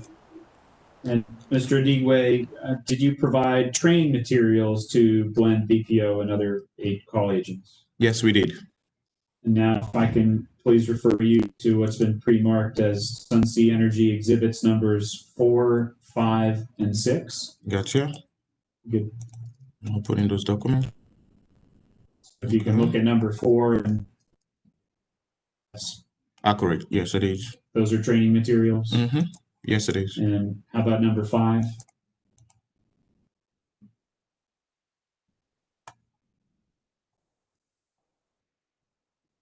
Yes, it is. Okay, and exhibit number 6. 6.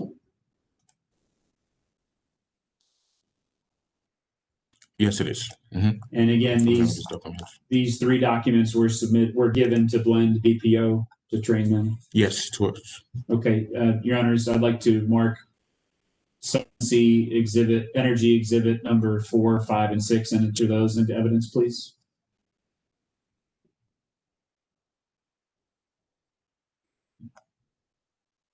And I think you're on mute. Thank you. Sunsea exhibit number 4, which is titled Sunsea Energy Process Requirements, is marked. Sunsea exhibit number 5, which is titled Sunsea Energy Training Manual, Maryland Natural Gas and Electricity Industry. Sunsea exhibit number 3, which is a slide deck titled Maryland Marketing 101. It's marked, and hearing no objection, all 3 are moved into evidence. Thank you. And Mr. Adigue, there's been discussions about other complaints filed against Sunsea at the Public Service Commission. Is that correct? That's correct, yes. And after the disposition was given by the Public Service Commission and their Consumer Affairs Division, in the cases where a complaint was granted, did you abide by that disposition? Yes, we did. I'd like to turn your attention to how you obtained customers over the phone and the cable affiliate relationship that's been discussed. Can you please describe that process for me? Yes. I'll summarize it to the best of my, ability.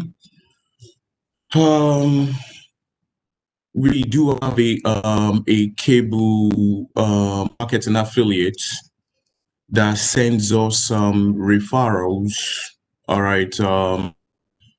If a customer of theirs requests to get a call from Sunsea Energy, if they're interested in Sunsea Energy's product, all right, we do provide the calls to the PSC staff upon request at any time, and every customer that is enrolled through that, must go through a third-party verification. Okay, so let me understand the steps. So your cable affiliate is the one who refers the customer to Sunsea, is that right? That's correct. And who then initiates the next conversation between a potential Sunsea customer and Sunsea? How does that work? One of Sunsea's approved marketing department.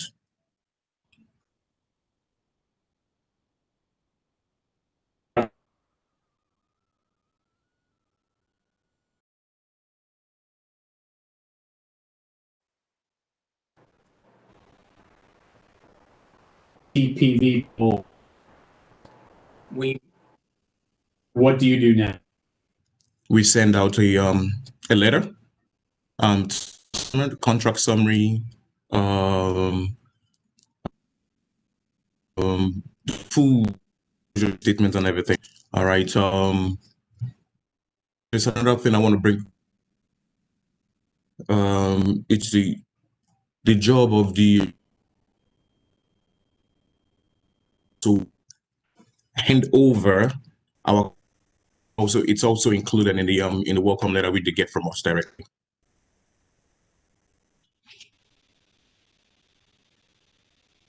Okay, thank you. That summary and contract packet you send to that customer, does it contain a price at that time? Yeah, it does. Okay. Customer to sign the contract and send it back to you. I believe that it was, under the Kumar rule, it was our understanding that that was not required. There was a relationship there. Mr. McGee? And did you just, yes. Mr. If I could interrupt, I think we had a bit of a freeze. You were answering what the job of the cable affiliate was, and we could not hear his response in its entirety.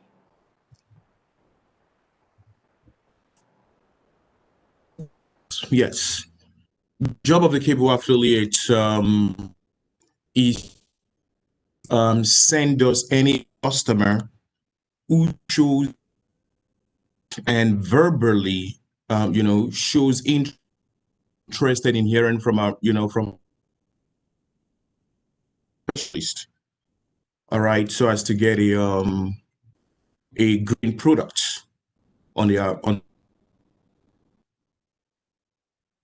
We call close to that, Mr. McGee, but your signal from that computer is not the best. I'm not sure if there's competing resources for bandwidth at your office. I hate to do this, but I'm going to ask, unless you could improve your signal, we'll need to turn the video off. Turn off the video. Turn it up. Mr. McGee, did counsel for Sunsea hear me? Did you ask for the video?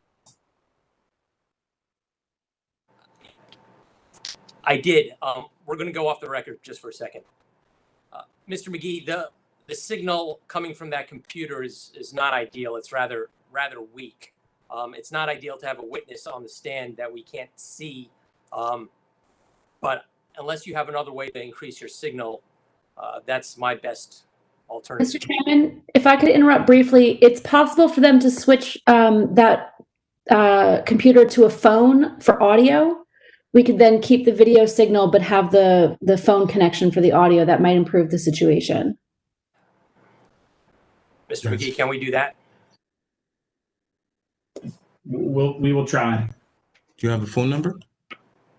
Directly. Mr. McGee, if you click on the three little buttons in the circle at the bottom of your screen, it'll have an option to switch audio.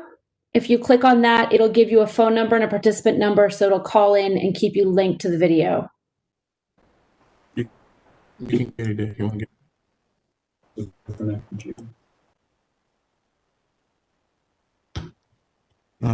Click to audio. Is that what it said? Yeah.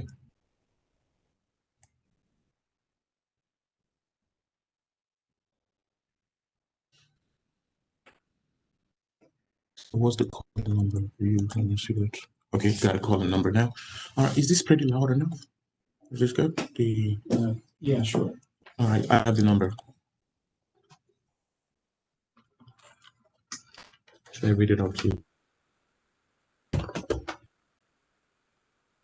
202. Molly, do they actually need to call a phone number? Yes, they do. Okay. And just because we are still running live on the YouTube stream, I went ahead and muted you all, Mr. McGee.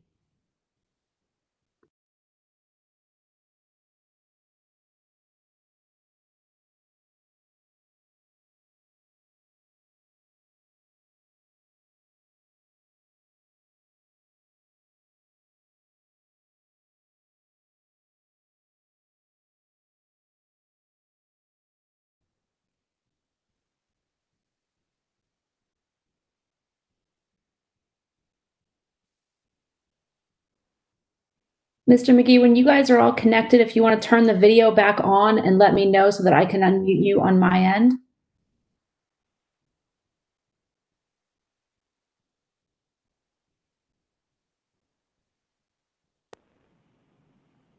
Can you hear us on the phone?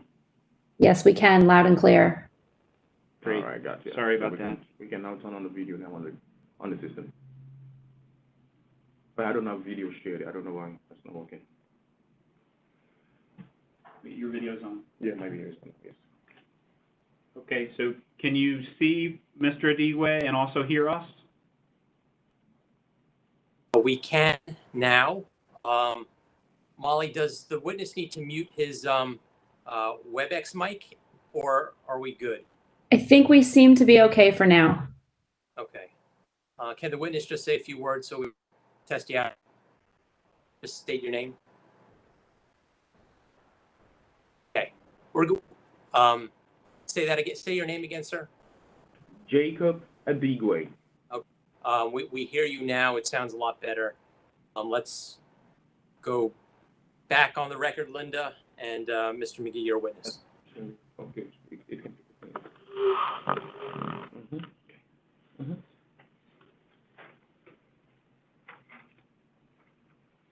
Okay, so thank you for that. Sorry for the technical difficulties. So Mr. Adigue, I think we were discussing about the process that the cable affiliate company was going through. And I believe I was asking you a question of after the cable affiliate has gotten that information from that customer that they want to talk to Sunsea Energy, what happens next? Who calls who? A Sunsea agent, once we receive an audio from the cable sales folks, that's, you know, one of your customers is interested in speaking to Sunsea Energy about our products. Okay, I have to stop you right there. Mr. McGee, we could hear your witness, but it sounds like he's whispering. Whatever we could do to have him speak louder or move the microphone. No, I will just get clear here. Yeah, I might have just messed it up. Okay, I picked up the receiver of the phone, but I'm trying to put it back on the speaker. Okay, that sounds clear. If the two of you need to sit close to each other to share the phone, that's good. Yeah, okay, that's speaker. Okay, all right. Talk a little bit louder and see if they can hear.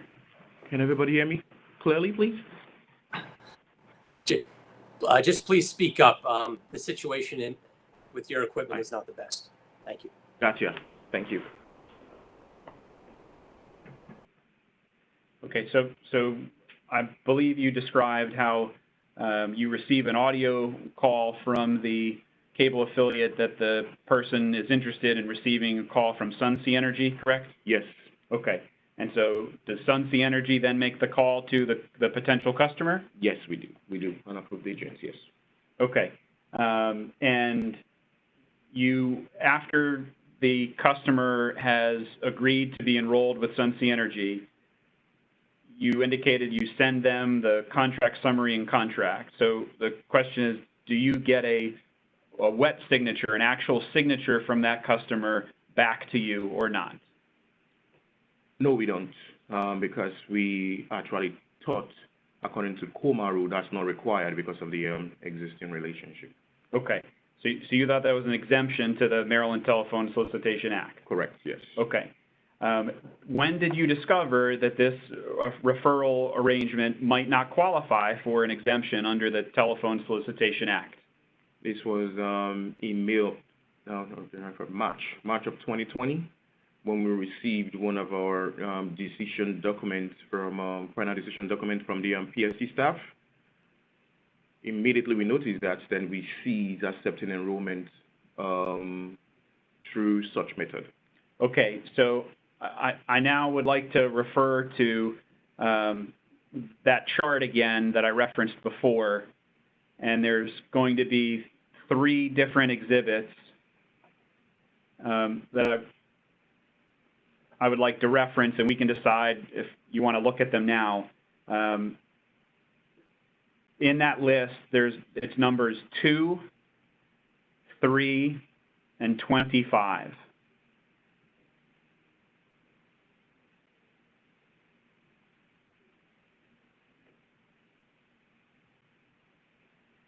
And so I'll state my question, and then we can see if the commission or anyone needs to look at the documents now. I'm referring to, within that packet, I'm referring to the disposition letter by CAD. And the letters indicate that this affiliate referral from Comcast is not an exemption to the Maryland Telephone Solicitation Act. So do you see those letters, Mr. Adigue? Yes, I can recall this letter. Okay. And did I state what they say correctly? Yes, you did. Okay. So, and this was all in the March timeframe you mentioned, March 2020? Correct, yes. Previous to those 3 letters in March 2020, did you receive conflicting messages from the Public Service Commission in decisions about this type of referral? Yes, we did. And if I can refer you to, this is now number 18 on that complaint summary. And this one I would like everyone to turn to if they can. Okay. Is this the item with the complainant whose initials are JM? Yes, Your Honor. Okay, so we're looking at a confidential exhibit from staff KDM 2.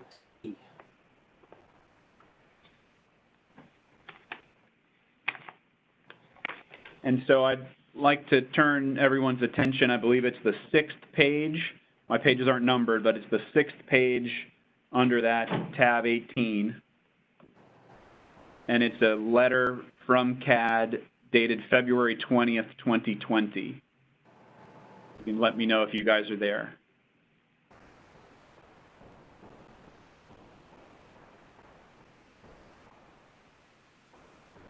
Mr. McGee, this is a 39-page document, is that correct?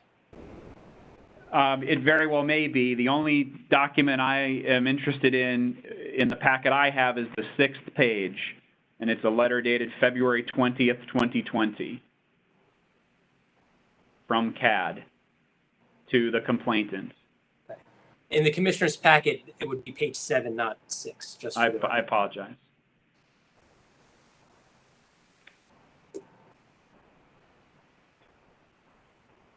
And so let me know when I should proceed. You may proceed. Thank you. So, Mr. Adigue, do you see this letter? Yes.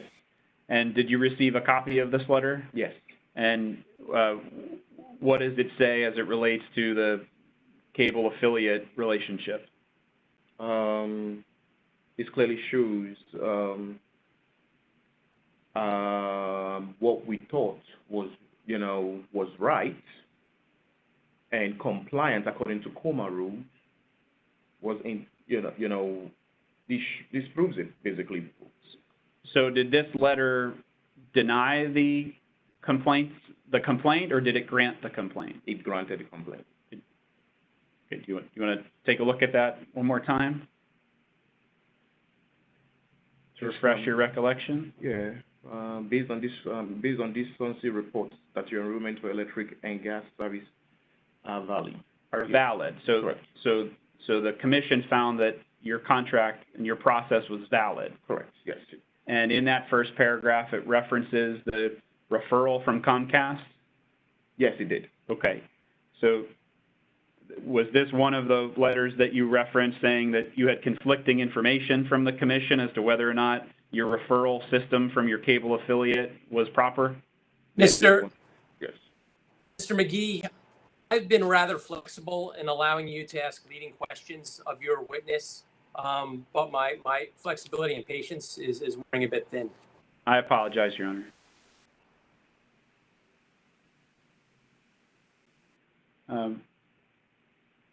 So after you did, going back to the March timeframe you testified, after you did receive those letters that noted that this referral relationship was not appropriate, what did you do?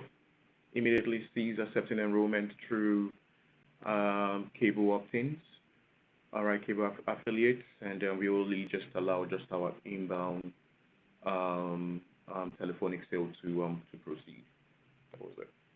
Okay. PSC staff also takes issue with the way that your company conducted the TPV calls, stating that you violated the regulations for failing to disclose a specific price. What's your response to that? If we had been informed prior, all right, so if we provided, since 2019, they've heard our sales call, they've heard our TPV call. If we were informed, we would have made the necessary adjustment. It's, as you guys do know, we are in multiple states. It was actually brought to our attention in the state of Ohio. All right, that, the first month variable rate was not being stated on our TPV. Ohio brought it to our attention in actually May of 2020, and we implemented it right away throughout, all the states we're currently selling in. Okay, Mr. McGee. so Mr. McGee. Yes. I see the court reporter is straining to hear your witness's response. If there's a phone, can he hold the phone to his mouth? Yes, and I'll try to yell then when I'm asking the questions. Hold on one second. Well, I'm fine if you pass the phone back and forth. Can you guys hear me asking the question? Yes, we can. Gotcha. No, I can't hear a response. You can't hear a response? Not hear a response, so if you need me to stop talking, my client will tell me. Okay, you can't. That phone can't be on speakerphone. Yeah, it was just on a speakerphone, and Okay. Well, let's keep it on the speakerphone, but if we could actually move the phone to you when you're answering the question, that'll help. And then when your attorney wants to speak, push it back across the table, and we'll hear him. Yeah, so let's keep it back on the speakerphone. Okay. Okay, maybe you can talk into that too. Gotcha. Okay, let's try this. Can everyone hear me? We can hear you. And Mr. Adigue, can you talk? Can everybody hear me? It doesn't sound much better, so just please speak. And just say Speak up. louder. All right. You gotta yell. Clearly. Gotcha. Okay. Okay, sorry about that. So backing up, what I'd like to ask you next, before you made any switch to your TPV, did you reference any rate whatsoever? Repeat that question again, please.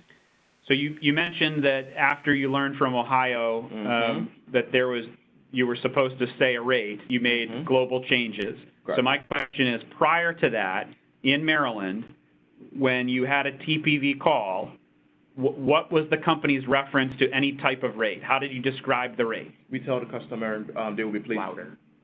We told the customer from the get-go that they will be placed on a 100% green month-to-month variable rate. There is no sign-up fee. There is no cancellation fee, which means it's not a contract. And they were also referred to our website. The rates are there. The letter they got from us stated the rate as well. Okay, thank you. So you mentioned a variable rate, but you did not say the rate is 15 cents or anything like that, correct? Yes, we did not. Okay. And you testified now that after the Ohio Public Service Commission brought this issue to your attention, you changed it nationwide, you changed it in Maryland and your other states you're in, is that correct? That is correct, yes. Okay, so if you can look back to Sunsea Energy Exhibit number 3. No, exhibit number 3, okay.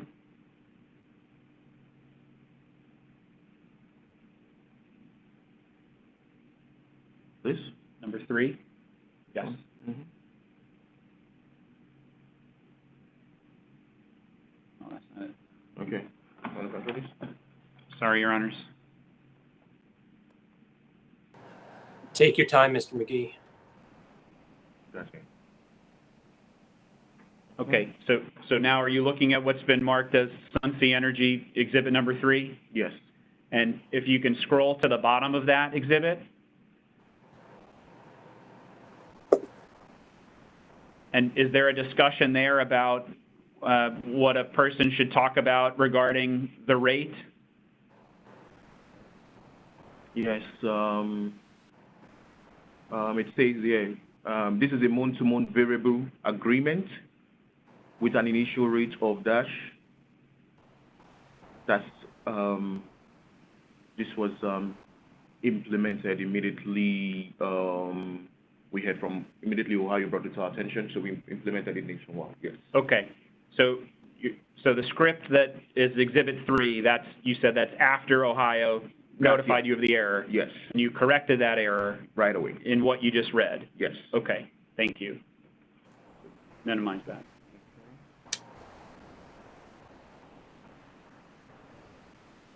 So prior to when Ohio told you about this, you said in April of 2020,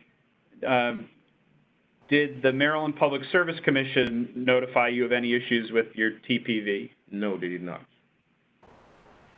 And so I'd like to refer everyone to about 4 more staff complaint packages.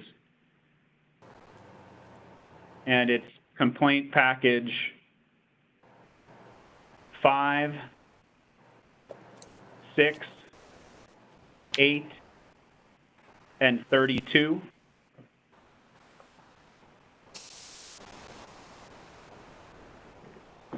Mr. McGee, by my count, that's 4.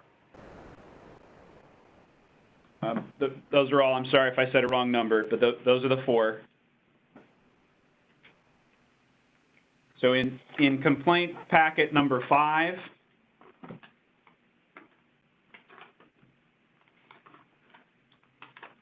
it'll be page 6.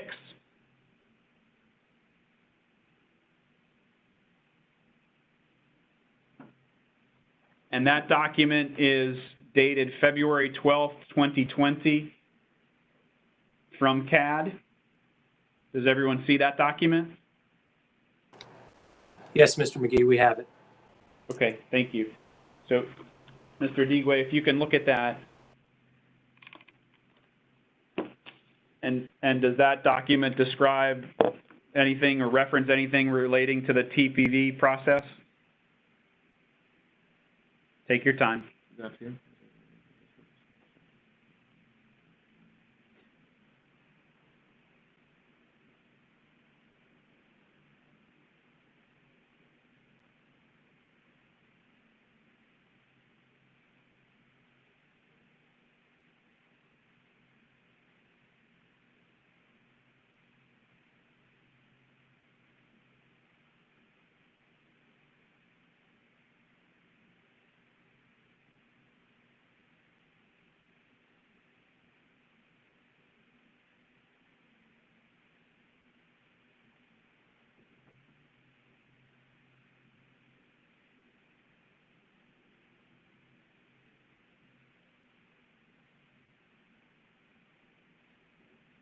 Yes. Okay, so first, did the commission grant or deny the complaint?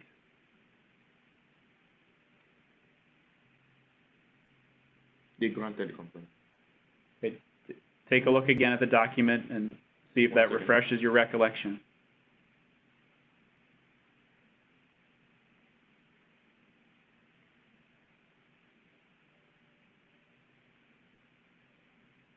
I have determined that your enrollment was authorized based on my review of the TPV and the TPV report and reviews your agreement to a monthly variable rate, which more than likely increased your bill to a higher amount than you were accustomed to paying. Okay.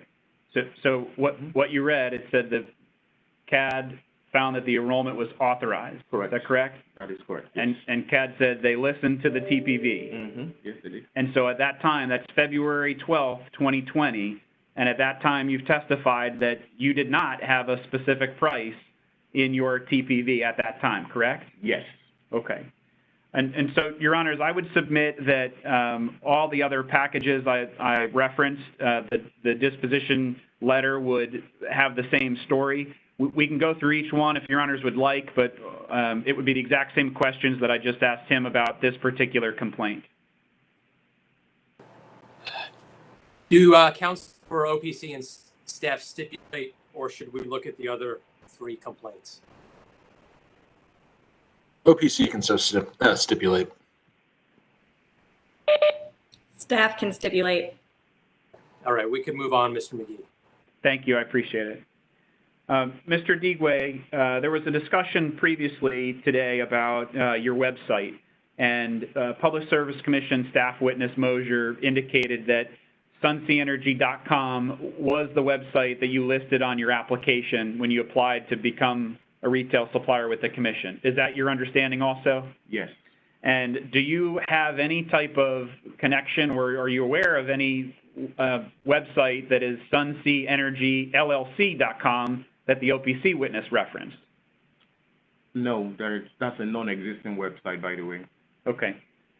And the rates that you had listed on what is now, I believe, staff's exhibit number 1, that is your current website, and you've, correct? Correct, yes. And have you listed rates on your website in the past in addition to today? Once we make any rate changes, it gets posted right away on that site. Okay, thank you. Do you have a response to staff's concern that the price that you charge the customer was higher than the SOS rate? Do I have a response? Is that your question? Correct. Yes, I do. Okay, what's the response? The SOS rate is a 100% green variable rate. Our rate, we offer, it's a 100% green variable rate. We buy tier 1 RECs, which we do file with the commission, and if the customer is dissatisfied with the rate, what can they do? They can call my customer service right away, cancel, and majority of the time we give them a, if they were billed by us, we give them a refund, specifically within the first billing cycle. Yes. And is there any cancellation charge? They can cancel at any time. It's not a contract. So is there any cancellation charge? No. Okay.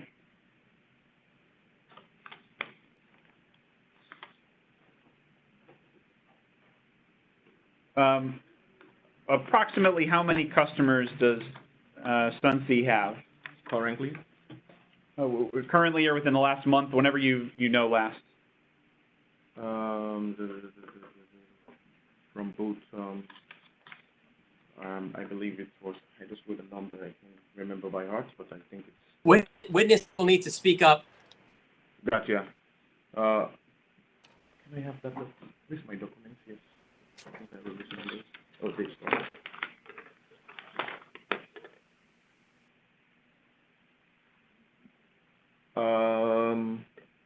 Roughly 1,700.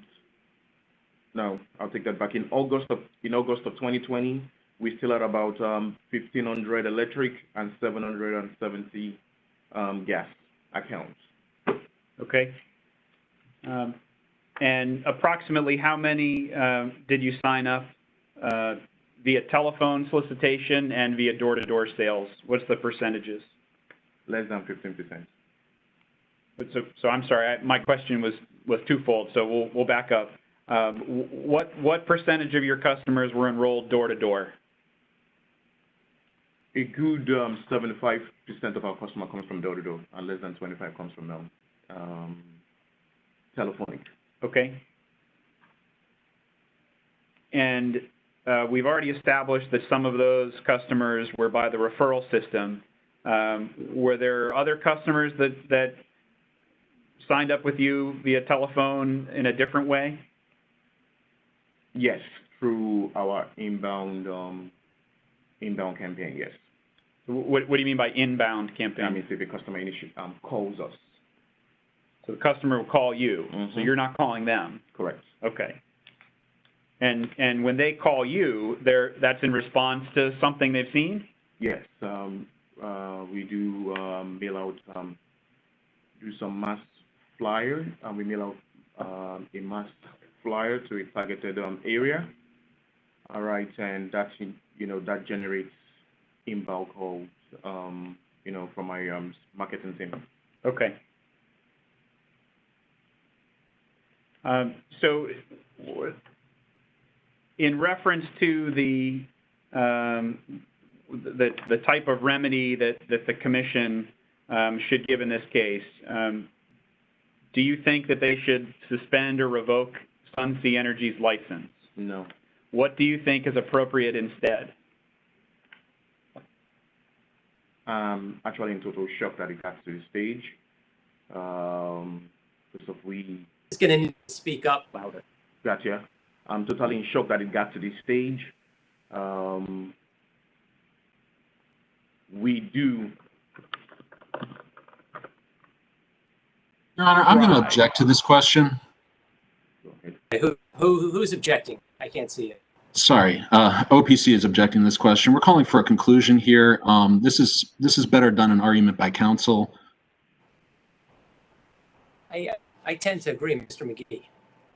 That's fine. I said it earlier and I can say it again, so that's fine. No problem. I'll withdraw the question.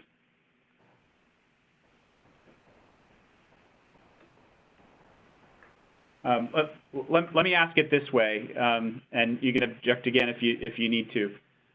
Is Sunsea going to object to the commission, either however they want to phrase it, partially revoking Sunsea's license or amending their license so that Sunsea does not contract with any customers on the telephone again? Do you object to that if the commission decides to do that? No. And do you object to the commission if they would instruct Sunsea to provide notice of any findings here to these customers that were acquired in violation of certain COMAR regulations, giving them the option to either stay as a Sunsea customer or to terminate their relationship with Sunsea? Do you object to that? No. And do you believe that the remedies that you're proposing would ensure that Sunsea would not violate commission regulations any further? Yes. I have no further questions, Your Honor. Thank you, Mr. McGee. Mr. O'Loughlin, you may begin your cross. Thank you, Your Honor. Good afternoon, Mr. Adigue. How are you? I'm doing great. Just point of clarification before I begin. In Sunsea's answer to the complaint, they marked as confidential the number of customers that they had. And so we did the same in our pre-hearing statement, but we've had some testimony today on the public record of how many customers. So I just want to make sure I'm not running afoul of any sort of need for confidentiality, and if that's the case, then I believe we can avoid all confidential sessions during my cross-examination. The list of the number of customers that we have is that I listed I said it's pretty much up to date. The August, it changes every month due to attrition. So the answer is no, it's no longer confidential. You can ask the questions. Thank you. At the beginning of the hearing, I think you just testified, first of all, 1,500 electric, 770 gas currently. But at the beginning of the hearing, your attorney stated that throughout the entire time that Sunsea has been in business, you've signed up approximately 5,000 customers. Is that correct? Yes, that's correct. Yes. Do you have a more specific number, or can we go with 5,000? Actually, I would say roughly about 4,000, not necessarily, that's just a rough estimate. So 4,000 or 5,000? Between 4 to 5. I don't know the exact number. Should we say 4,500? That's fine. 5,000. 5,000? Okay. Yeah. Okay, thank you. And again, approximately 25% of those were enrolled via telephonic solicitation. So can we agree that you enrolled about 1,250 customers via telephone? Is that correct? No. After, general audit, we only had about roughly 400 customers. One of the OPC questions, we indicated 381. That's after we did an internal audit to actually get the actual numbers. But you stated earlier that 25% were enrolled via telephonic solicitation. Isn't that correct? I was just giving a rough estimate based on the number of active customers. I'm not talking active customers. I'm talking historical customers. So if you signed up 5,000 over the entire time that you've been in business, and approximately 25% of those customers were enrolled via telephone, wouldn't that equate to 1,250 customers? Yeah, that will, yes. Okay, thank you. Now you had a bit of a discussion. By the way, can I quickly rebut that question real quick? Though you said 5,000 customer, okay, let's say, okay, 5,000 customer went through our enrollment, but we didn't actually have 5,000 customer that actually became a customer. All right, so that's where I got the numbers. Okay, roughly about 4,000 actually became a customer. So we're going with 4,000 actually enrolled throughout the entire time, and so then please let me finish my question. Gotcha. So if you have 4,000 who actually enrolled and 25% of them were enrolled via telephonic solicitation, that would mean that you have 1,000 customers enrolled via telephone. That's correct. Yes. Okay. Just want to establish where we are, baseline numbers first. Mr. Laughlin, if I could interject here, and Mr. McGee, if you're on standby. Mr. McGee, as I understand it, the letter that you filed with the Commission on August 7th, which was deemed confidential and related to the total number of customers that Sunsea has had since receiving licenses. We have that number in front of us. It's no longer confidential, and if we want to refer to that in this discussion, then my client can confirm that number, or maybe we were incorrect then, but you can use that number. Thank you. Mr. Laughlin, in the letter, the now public letter of Sunsea, they estimate the total number of customers between gas and electric is 5,728. Let's use that as the number. Okay. Thank you, Commissioner. Mr. Chairman, actually. Going on and going forward, you had testified earlier that that when Sunsea receives the referral from the cable affiliates, that would go to, I think you said the words Sunsea approved marketing department. Is that correct? Yes. Okay, and but then from there, that marketing department would then call the prospective customer, correct? Correct, yes. And they would make a sales pitch, talk about Sunsea, the product, basically a sales call. Is that correct? That is correct, yes. But you do not have any recordings of those sales calls, do you?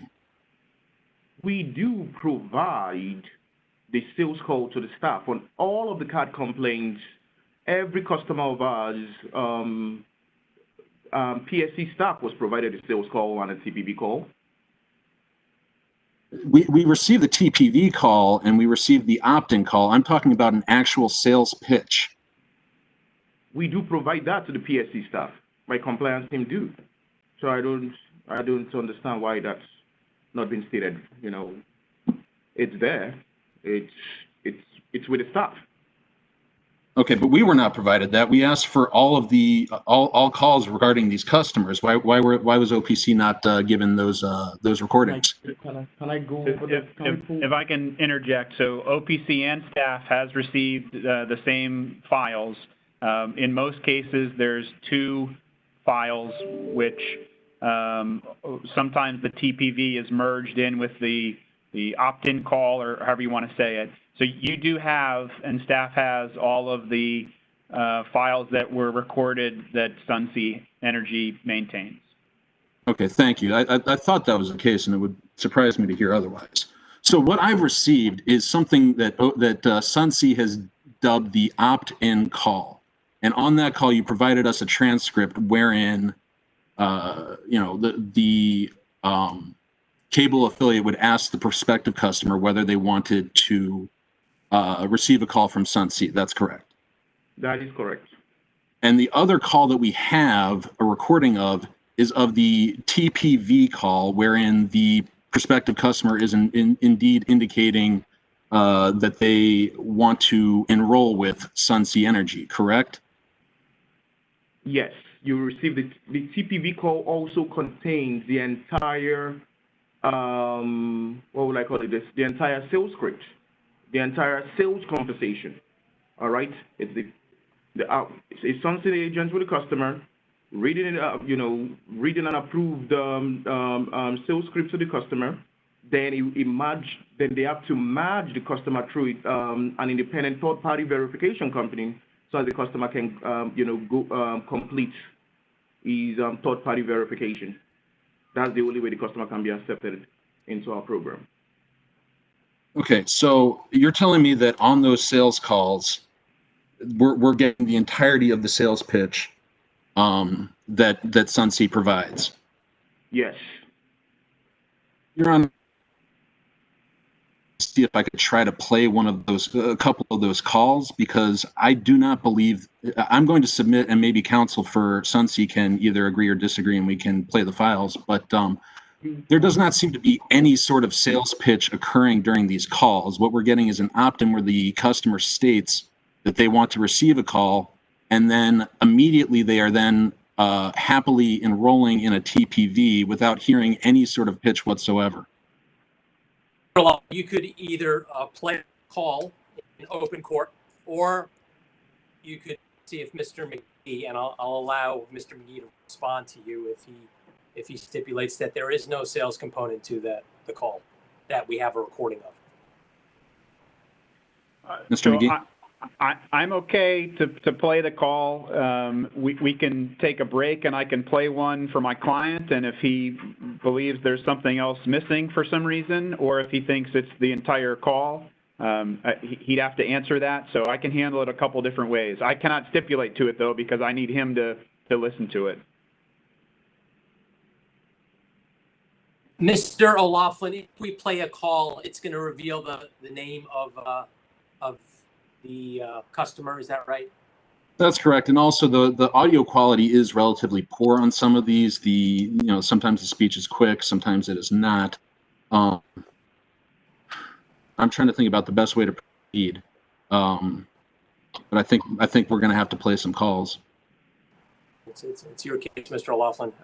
If we need to have an in-camera session, we will do so. Okay, I'm going to hold off on that for now. Actually, you know what? Let me take a look real quick. I think we're going to have to go in camera, Your Honor. Off the record for a moment, Ms. Knoll, are we prepared to go off the record into a non-public session?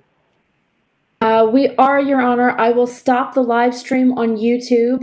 I need the attorneys to let me know if there's anybody currently in the WebEx who needs to be removed, and then we can go from there.